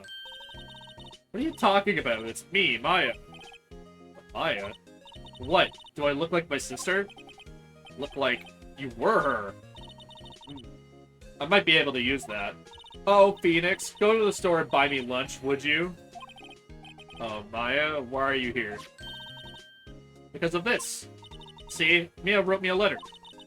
Take care of Phoenix for me. Take care of... Huh? She means the office. This office. Someone has to help the new Right and Code Law offices, right? And who better but me, Maya Fey, reporting for duty. Wait, no. On second thought, let's make this casual. Yo, Nick, Maya here, ready to get down to business. You don't mind me calling you Nick, do you? It's a great name. Mia said that's what your friend Larry calls you. Nick? You know what this means? We're partners. You know, when I think about it, it is Maya's fault I'm here now. But, if it wasn't for her, I'd probably be in jail. Right and Code Law offices. That has a good ring to it. Yeah. Thanks, Maya.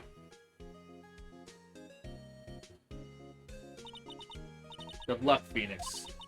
I'll always be here, watching.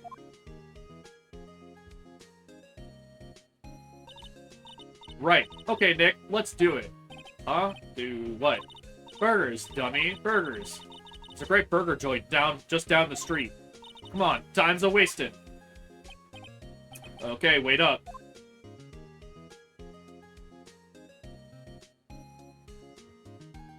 Alrighty. Brand new episode has been added. Let's just save and leave it here for now. Alright. Ugh!